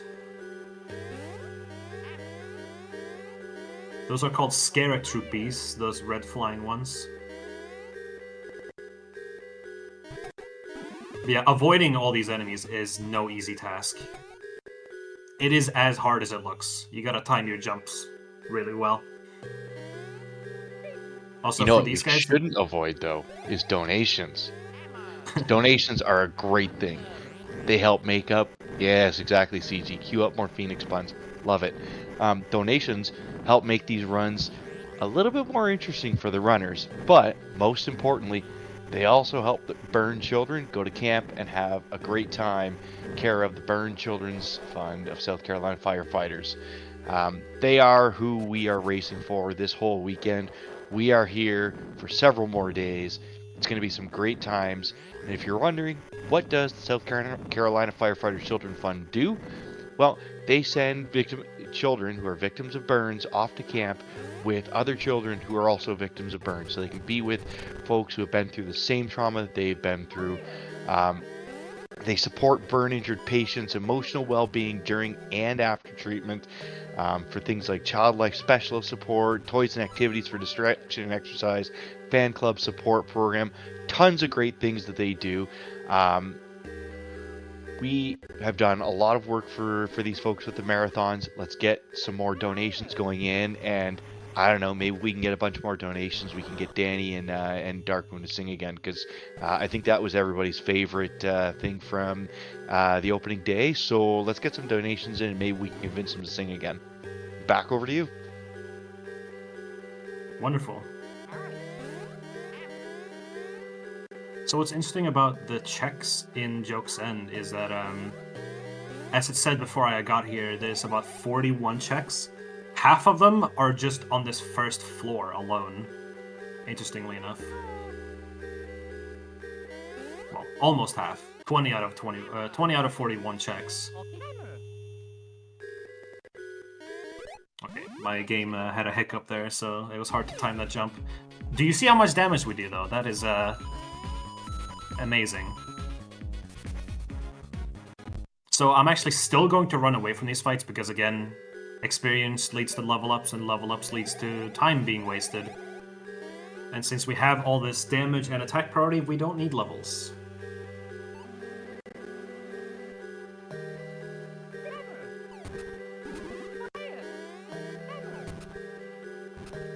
So this is the beginning of a section where Mario and Luigi is going to be split up for quite a long time. And what you might notice is if I get encountered with Luigi, the enemies are still going to attack first. That's because Mario's the only one that actually has attack priority, and the way Luigi works is he'll attack after Mario. So, but if Mario isn't in the battle, then he can't follow up with Mario's initial attack, so he doesn't have attack priority when he's by himself.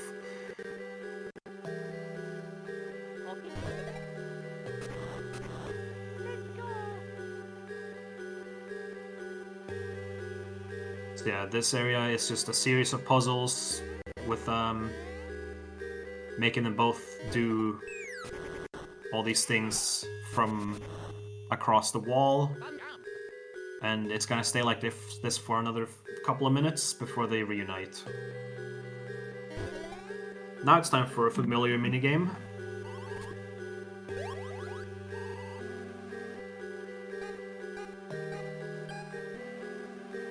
It's time to hit the blocks again. This time around, both Mario and Luigi can actually hit the blocks multiple times if they time the jump right. But you can imagine it being hard to do frame perfect inputs while pressing A and B at the same time, so it's not the easiest, but it's also not required. As long as you just keep hitting the blocks, you'll be fine.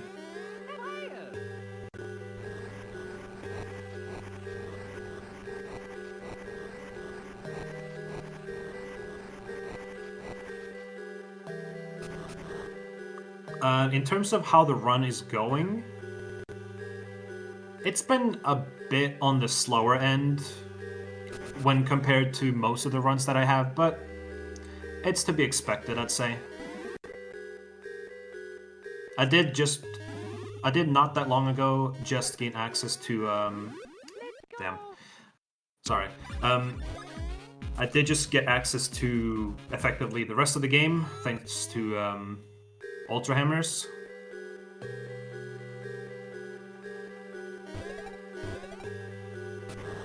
So I'm currently exploring Joke's End because I like exploring this area first before anything else, considering that there is a warp pipe at the top.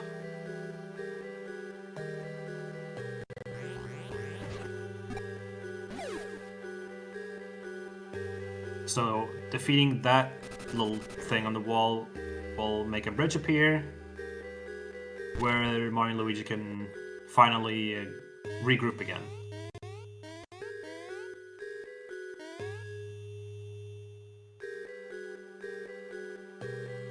And just to be on the safe side, we're gonna go and get all the dig spots that can be found in these paths. This one is probably the most annoying one to get because you have to go so far out of your way to get it. We did actually get the membership card. The membership card is only useful if you have to sink the ship instead of completing University. Like if you can't complete University and you have to sink the ship alternatively, which doesn't happen very often. So when you're this far into the game and you've already completed University, the membership card is practically useless.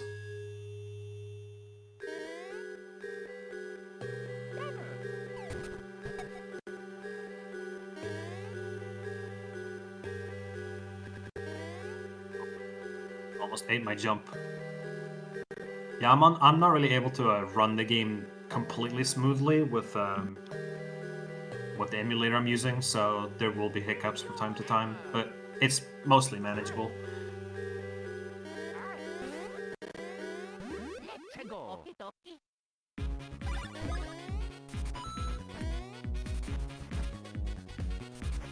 I'm completely broke. I'm not losing coins. We got number 1 trousers. Those are the other pants, aside from Beanstar pants, that give you attack priority. I don't think I'm gonna need that. I think having Peachy jeans on Luigi is good enough.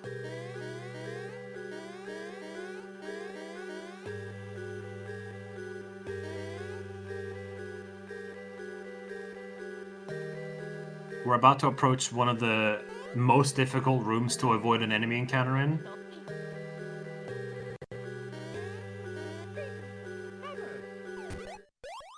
Okay, that's funny. I'm just gonna have to defeat this one. Easy. Doing over 100 damage with just a jump attack is pretty funny. Although I might get attacked by the other enemy that's like right next to me, which is gonna be unfortunate.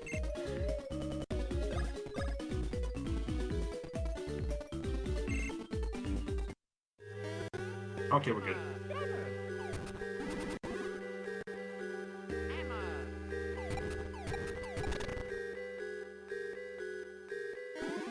You can actually get attacked by this Koopa during the cutscene of the door breaking, which kind of sucks because you can't move during that cutscene. So that room that I just skipped through right there, I think we call it like the Staircase of Doom or Staircase of Death or something like that. That's just because it is so incredibly hard to go back up those staircases without getting encountered like at least once. Because this little guy will shoot a thing, which I perfectly walked into, so that's a great start.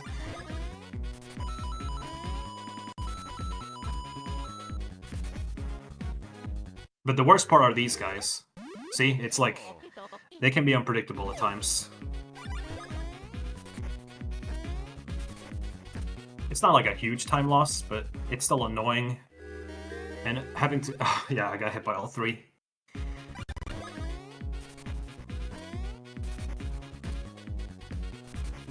The annoying part is having to mash out of every single encounter because it can hurt your arm sometimes if you do it too much.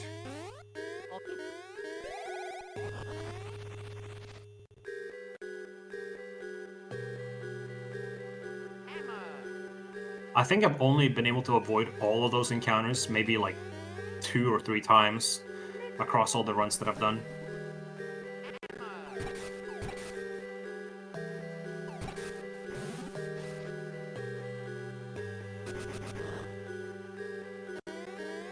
So we've reached the top of Joke's End, and this path right here is completely newly added right there. That pipe up there does not exist in vanilla. But now we have a checkpoint that's just all the way at the top. We're gonna get our last 3 checks and then we're gonna leave because we can't actually go fight the boss of the area because we need the red pearl beam to dash across that room. So we're gonna head back down and explore some other areas.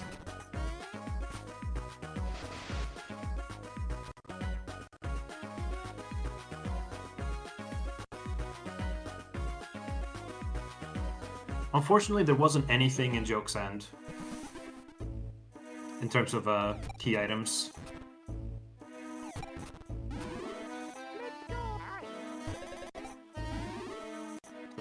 Four hidden blocks here. I like to hit them with Luigi's high jump instead of swimming up to hit them because I believe it's faster to do it that way.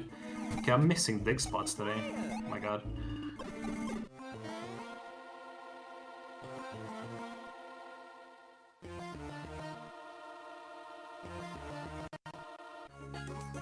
For a mole reward.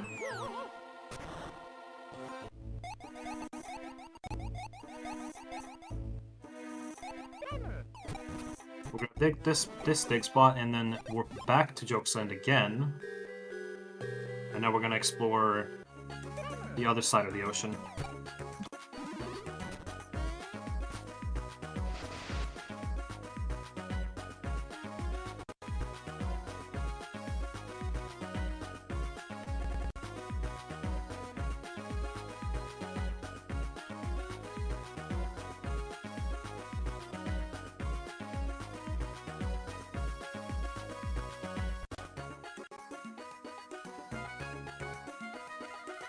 So this is surfing minigame.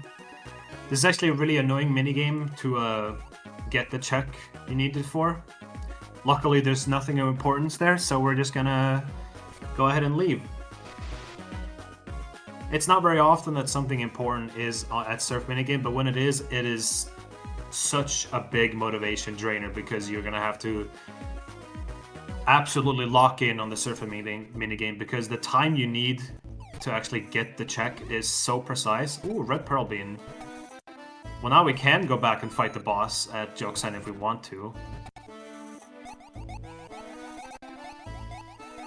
But I'd say there are more important locations to check with the red pearl bean first off. So now, with all the key items we have, we actually now have access to everything in the game, more or less, because the 2 Beanstar pieces and the extra dress that we still need don't actually unlock anything in particular other than just being able to beat the game. They're effectively just keys to a large door at Jokesen.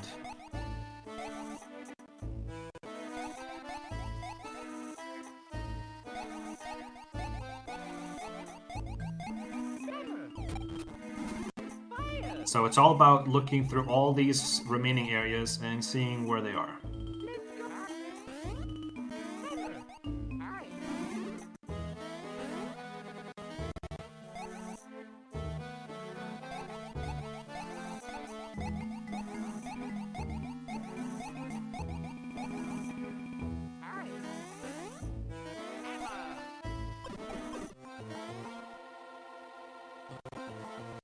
This pipe will lead us to Guahar Lagoon, which I could explore to its full extent, but I suppose I should. But actually what I'll do first is I'll grab this.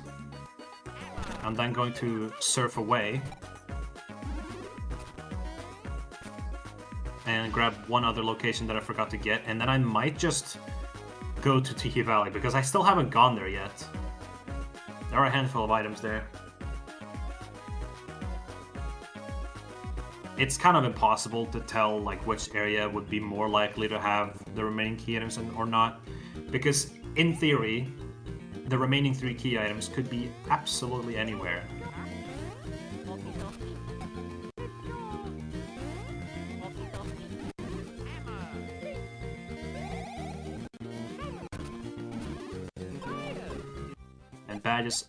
Badges are simply not the answer.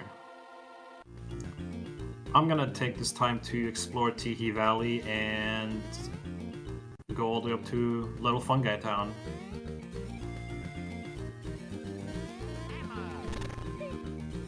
This will trigger a cutscene. This cutscene only triggers if you've started the cutscene in the castle. The one that starts Peach Escort.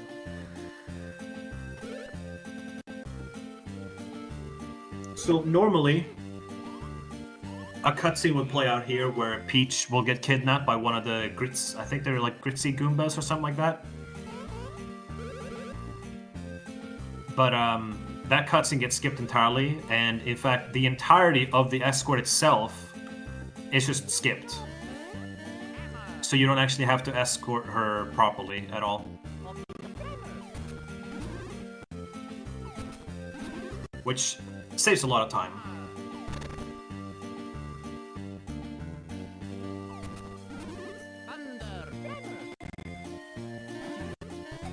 Scandal Genes.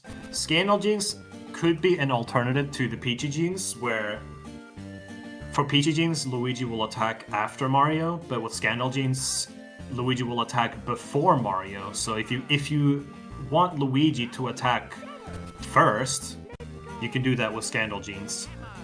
I don't see a use for it personally. There are a few people in our server that do like it. It kind of comes down to preference. This sign right here will tell us a spoiler for an item below us. It's effectively this solo Luigi like mini boss where you fight Piranha Bean, who normally gives you a bean fruit for the Yoshi Theater. But it's only a mushroom, so we can ignore that.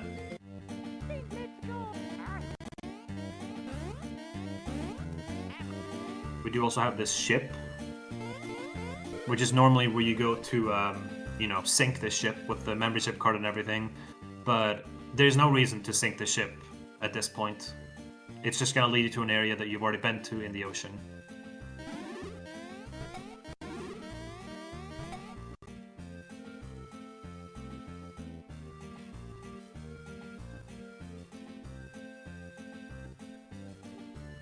We're gonna check what this spoiler is for this minigame, and then we'll head back up, assuming there's nothing interesting here. Okay.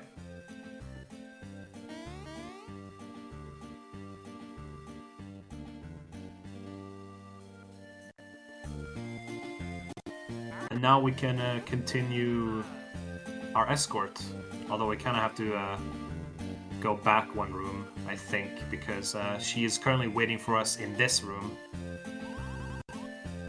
There you go.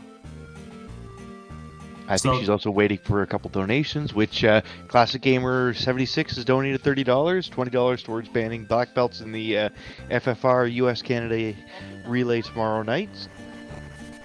He has clearly accepted that the Cobra chicken is a majestic beast and clearly superior to the white-headed brown burb. And nod off for $100, $80 towards Apocalypse Gaia, and $20 towards 100% randomizing Metro Prime. Thank you, folks. It's a huge donation.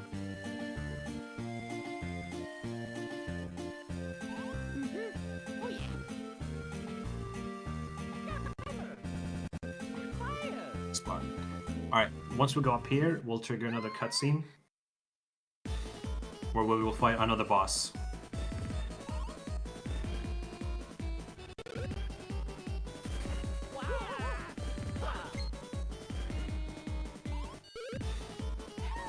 So, fun fact, this boss is an absolute joke with the Mush Badge.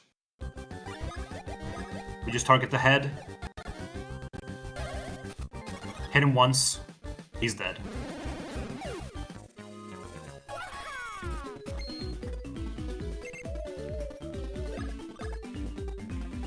Normally, his head part is like his actual health pool, and his body section, which has more health, if you normally attack that, he will split up into smaller segments, and you'll have to like figure out which one's the real one. And you're thinking like, well, why wouldn't you just hit the head? I believe that's because normally the head part has like some sort of like super defense where any damage you try to deal to it will just be 1 damage. However, the Mush Badge's minimum damage completely bypasses that cap, and you can just obliterate Trunkle by just doing any attack to the head, honestly. I probably didn't even have to do Chopper Bros.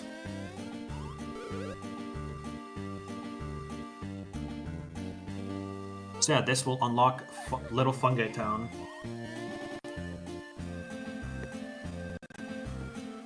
Which has a few more shops for us, which is primarily why we went here.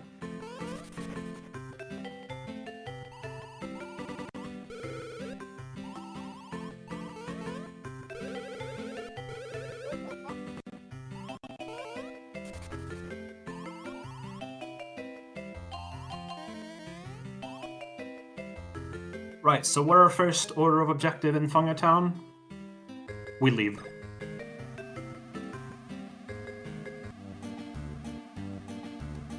We leave to grab this dig spot. Now we go back up.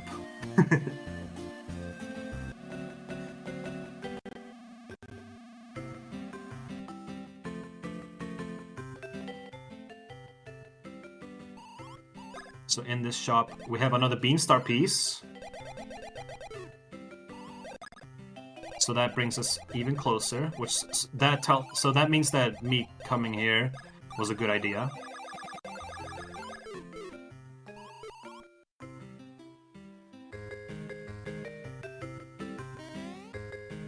We then have the gear shop up here, which doesn't have as many items. Okay. Then there are 2 blocks in this area. There's not a lot, but there are 2 blocks.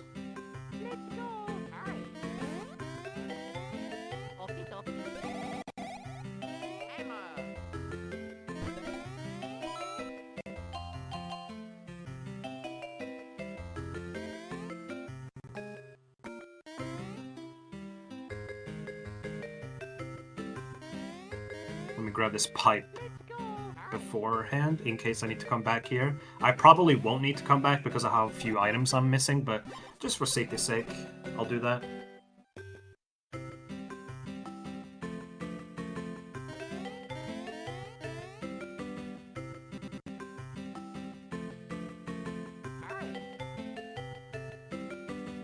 There's one more block across all these platforms.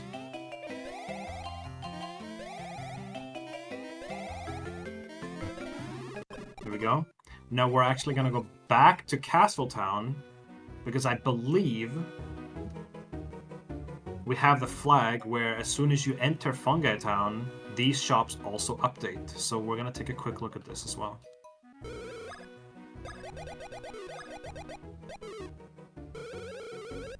Yeah, nothing interesting there. We may as well buy more super mushrooms while we're here.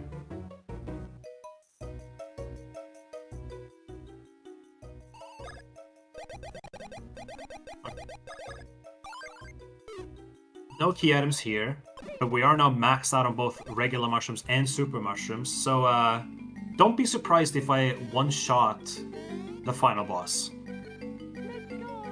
That's how strong we are at this rate.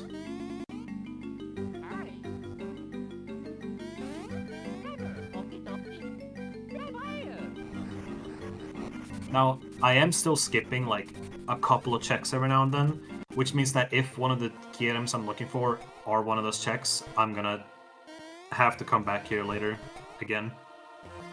And it will be quite a large waste of time, unfortunately.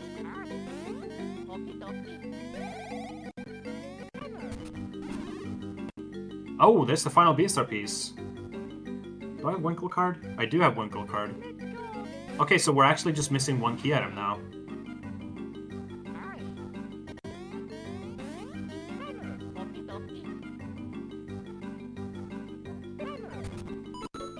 Let me actually go back and check the area behind that snail, because I didn't realize I had Winkle card until I left the room. So now that we have all the Beanstar pieces, we can actually assemble it. Game Boy Horror SP. That is normally a really pretty good item, because it guarantees rare item drops from enemies, but it would be more useful if you had to grind for beans, for coffees, for instance, but we don't need to do that. Anyways, let's assemble the Beanstar.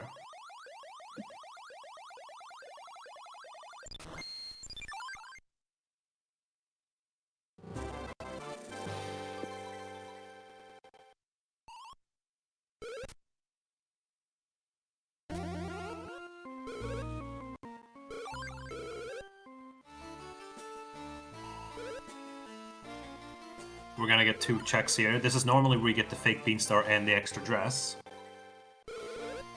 Wouldn't it be so funny if dress was like vanilla location? No, it's a Chuckle Bean.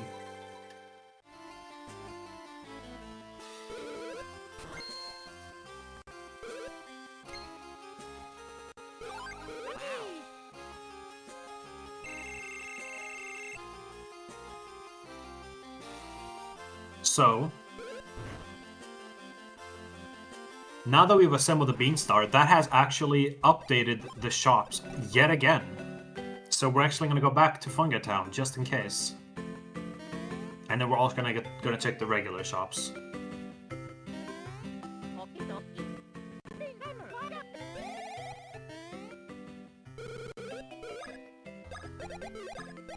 Yeah, nothing there. We still have the entirety of Yoshi Theater to get. Well, I say entirety, there's only like 7 checks there. Okay. Let's go to the theater. There's gonna be 7 hungry Yoshis in the theater. And when we walk up to any of them, they're gonna tell us what item they have to give us. And if the dress is one of them, then we're good to go.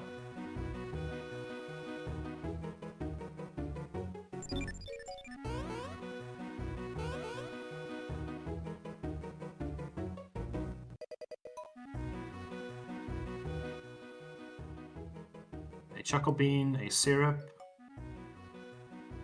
The visuals might get a little messed up if you make too many of them appear at once. Okay, it was all for nothing. Where do we go next? Okay, I have an idea. We can go to the Harhol area, which we needed the green Pearl for. And if that doesn't bring us any results, I suppose we can go to Guahar Lagoon.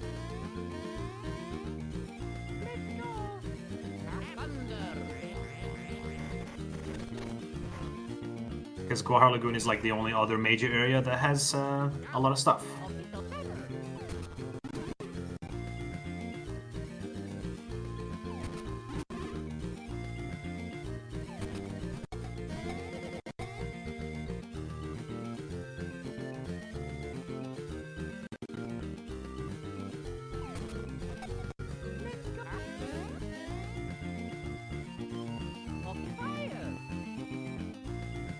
That sign tells me what I would get if I did this whole Beanstar Piece quest line.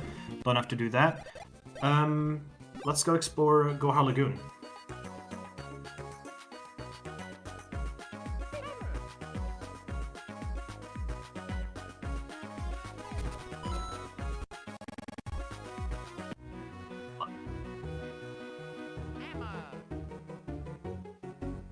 Chuckle Bean. Okay, I will actually check one other thing before I explore the rest. I know I said I was going to explore the lagoon, but I will actually go check one other area out, just like real quick.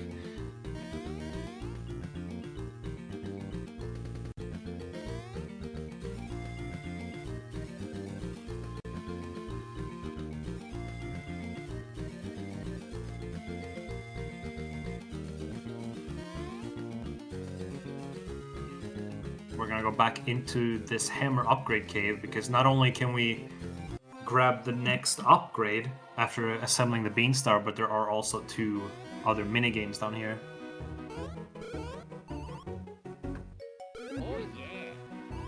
Just in case.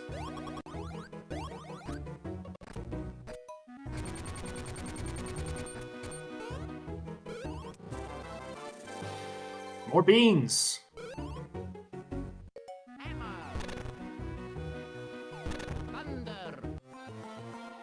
So these minigames normally cost a lot of coins. It's basically just...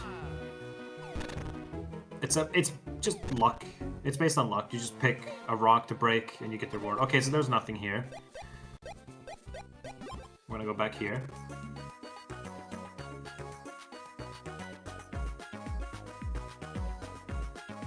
And hope that it's somewhere here. I'm trying to think what I have left in Outskirts.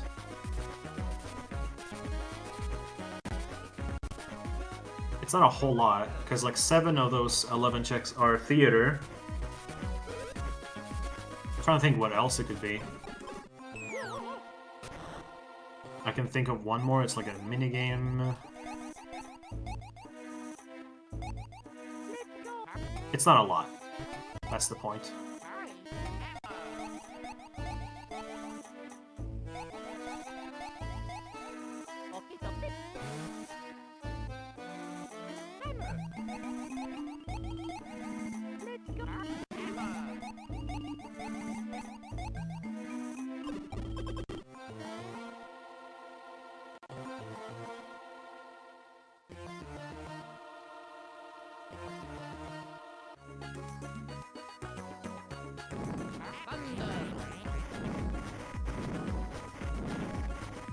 Normally you would need fire or red pearl bean to get across this room, but you can kind of just walk through it like that.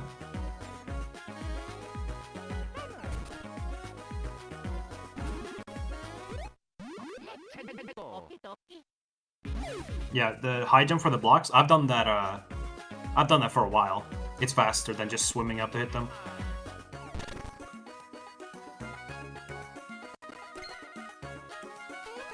So, fun fact about this cutscene, if this cutscene were to have any key item that would like be shown on my tracker, it would actually light up on my tracker as soon as the cutscene starts, like long before I even know what the item is gonna be, like what the game is gonna tell me. So if that had been the dress, I would have known before the cutscene even ended. that it was the dress. But unfortunately, it was another bean.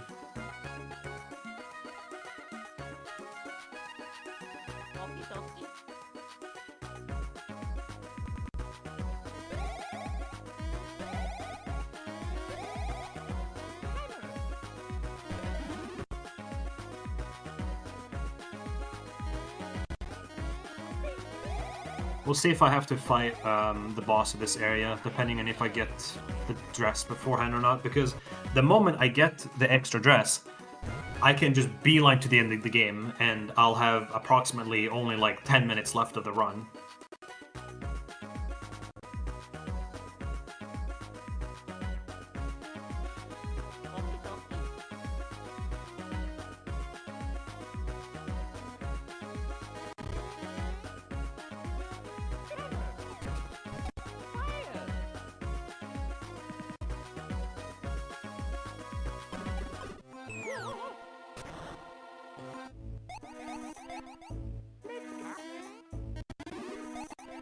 That wasn't it. We have all accessories. I'm about to fill up the entire key item list. Wouldn't it be really funny if I get the last neon egg and the reward with all the eggs ends up being with the dresses? Because that, like, I'm telling you, that very rarely happens.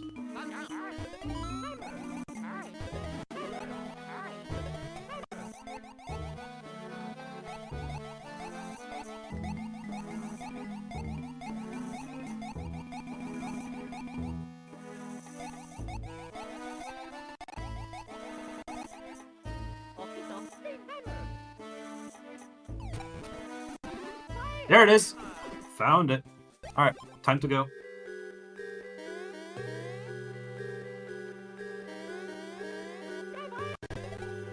So, from my estimate, we have only about 10 minutes left of the run.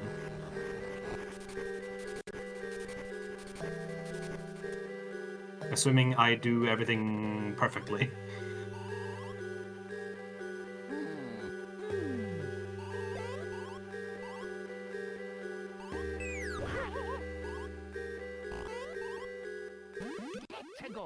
Time to obliterate this boss.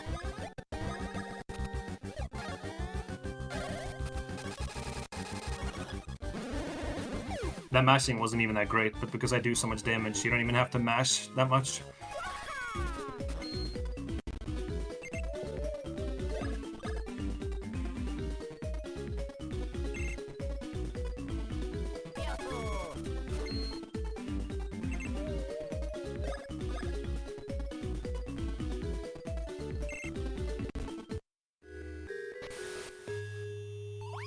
Once we've done that, we light up the rest of these torches, which will open the door in front of us.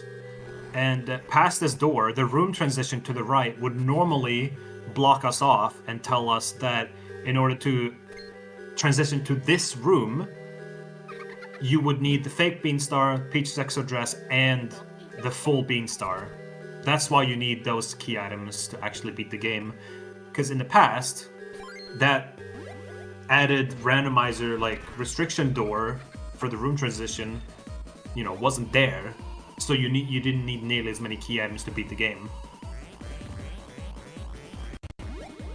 But we changed it so to make the randomizer more interesting that you need more, more key items. Because I believe at some point you only needed like half the amount of key items as you do now.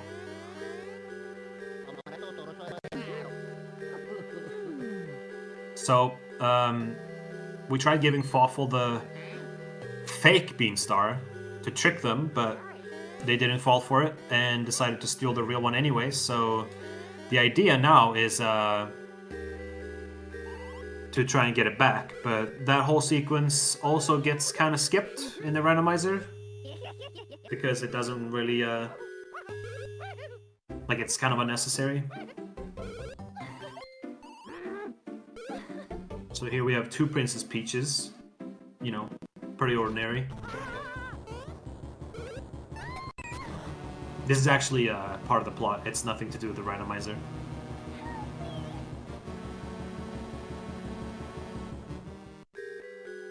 Yeah, to be real though, that is like I believe the only time in any Mario and Luigi game where Luigi actually has dialogue in a text bubble, technically.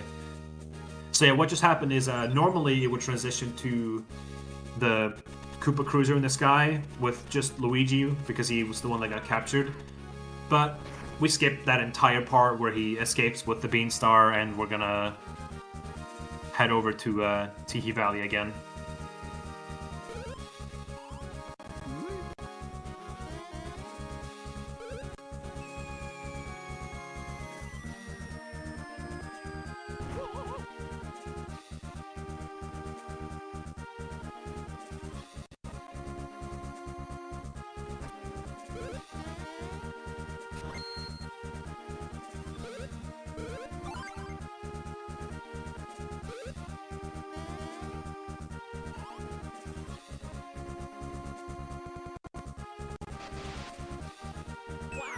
Yeah, some of the cutscenes towards the end of the game here are quite lengthy, so that's the main part that drags out the last portion to like 10 minutes.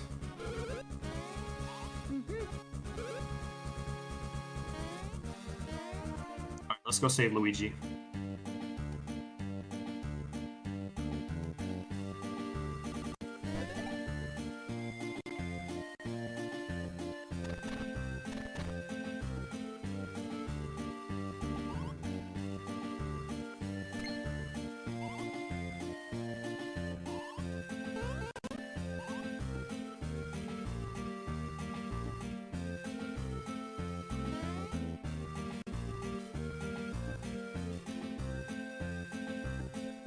Alright, well, while we got a cutscene before the final boss, that's just a reminder of what we got up next. Up next, we've got the Psychonauts Archipelago.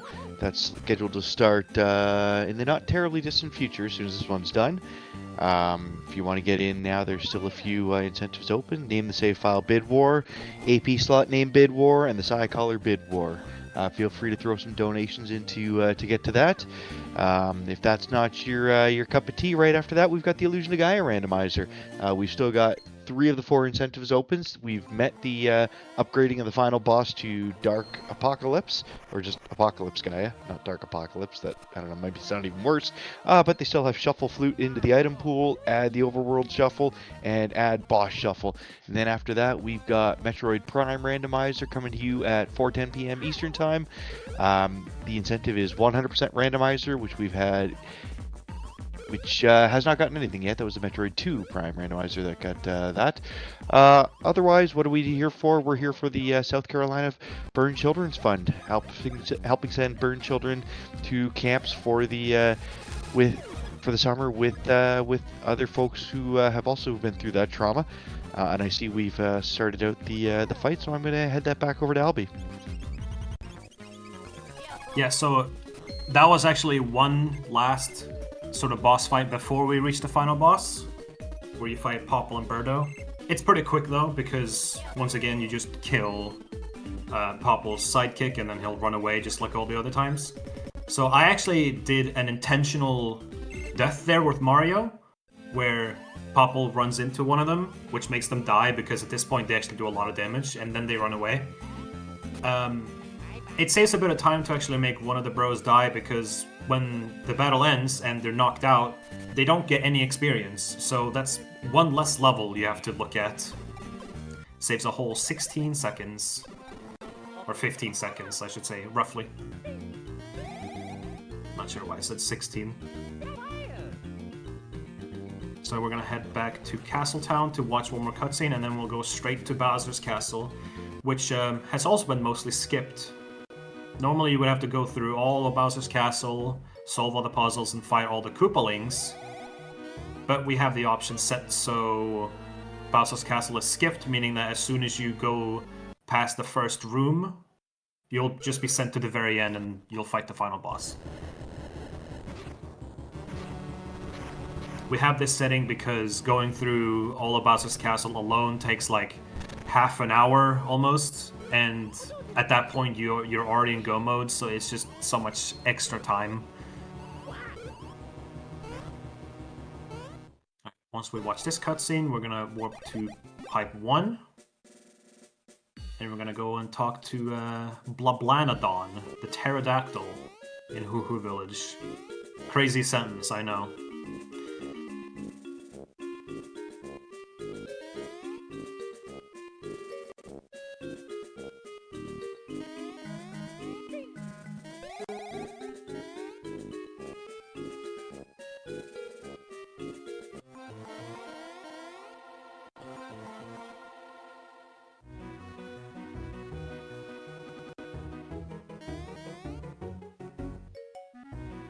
He's chilling right the same spot where we saw him last time.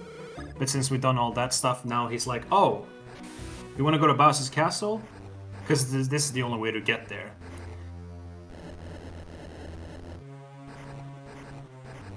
So yeah, once we've done that, we just go up through this door, and we're in the final corridor.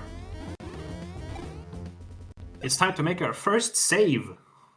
And our last save. If I want to get a really, really good time, I skip saving here and just try going for the kill immediately. Because even with all this damage that I do, there is a chance that I can still die. Because this boss fight is no joke.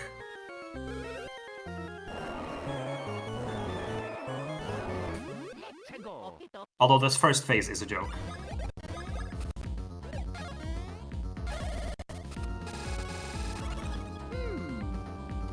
Hey, look at that! I learned Advanced Chopper Bros at the end of the run. This happens, like, almost all the time for me, because the amount of times you need to do a Bros attack to learn the advanced one varies a lot in vanilla, but in the randomizer it's changed, so if you do any Bros attack successfully exactly 10 times, you'll learn the advanced move. So that was my 10th Chopper Bros that I've done across the whole run. That tends to happen right here, because you use Chopper Bros like 3 or 4 times.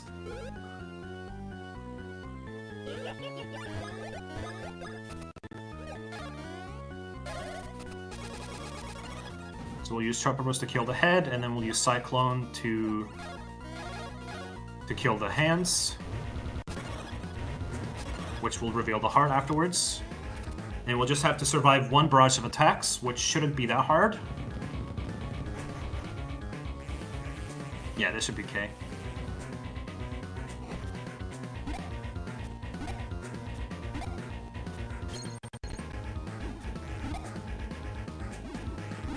We kill both arms again.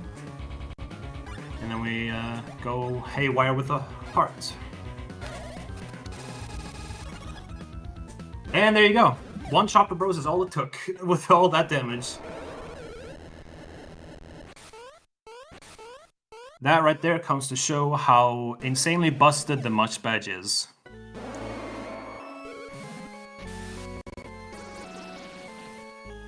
Obviously, a lot of mashing is also what helped. So yeah, time will be in about a minute from right now. Once we escape the castle and watch the final cutscene.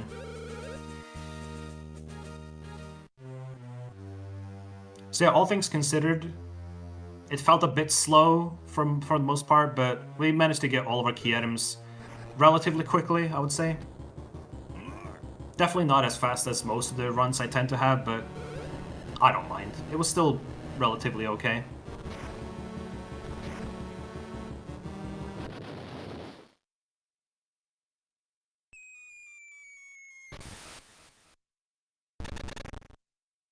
Alright, so time will be as soon as Prince Peasley shows up and finishes talking.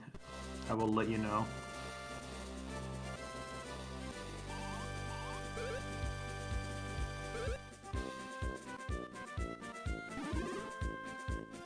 And time.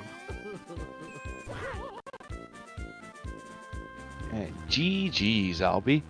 Thank you for coming out and supporting the Final Fantasy Randomizer charity marathon for the winter.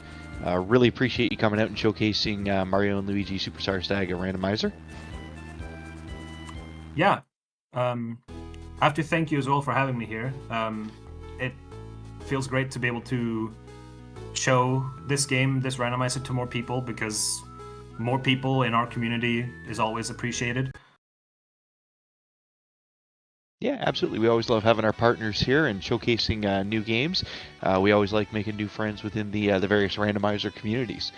Okay, I know we're behind time, so we'll quickly wrap this one up and just remind that we've got Psychonauts Archipelago coming up probably momentarily as soon as Dark Moon can get everything switched over. Probably be about a 2 or 3 minute break, and then we'll boot up again. Once again, thanks Albie for coming out. Really appreciate it. And for everybody, let's get some more donations in.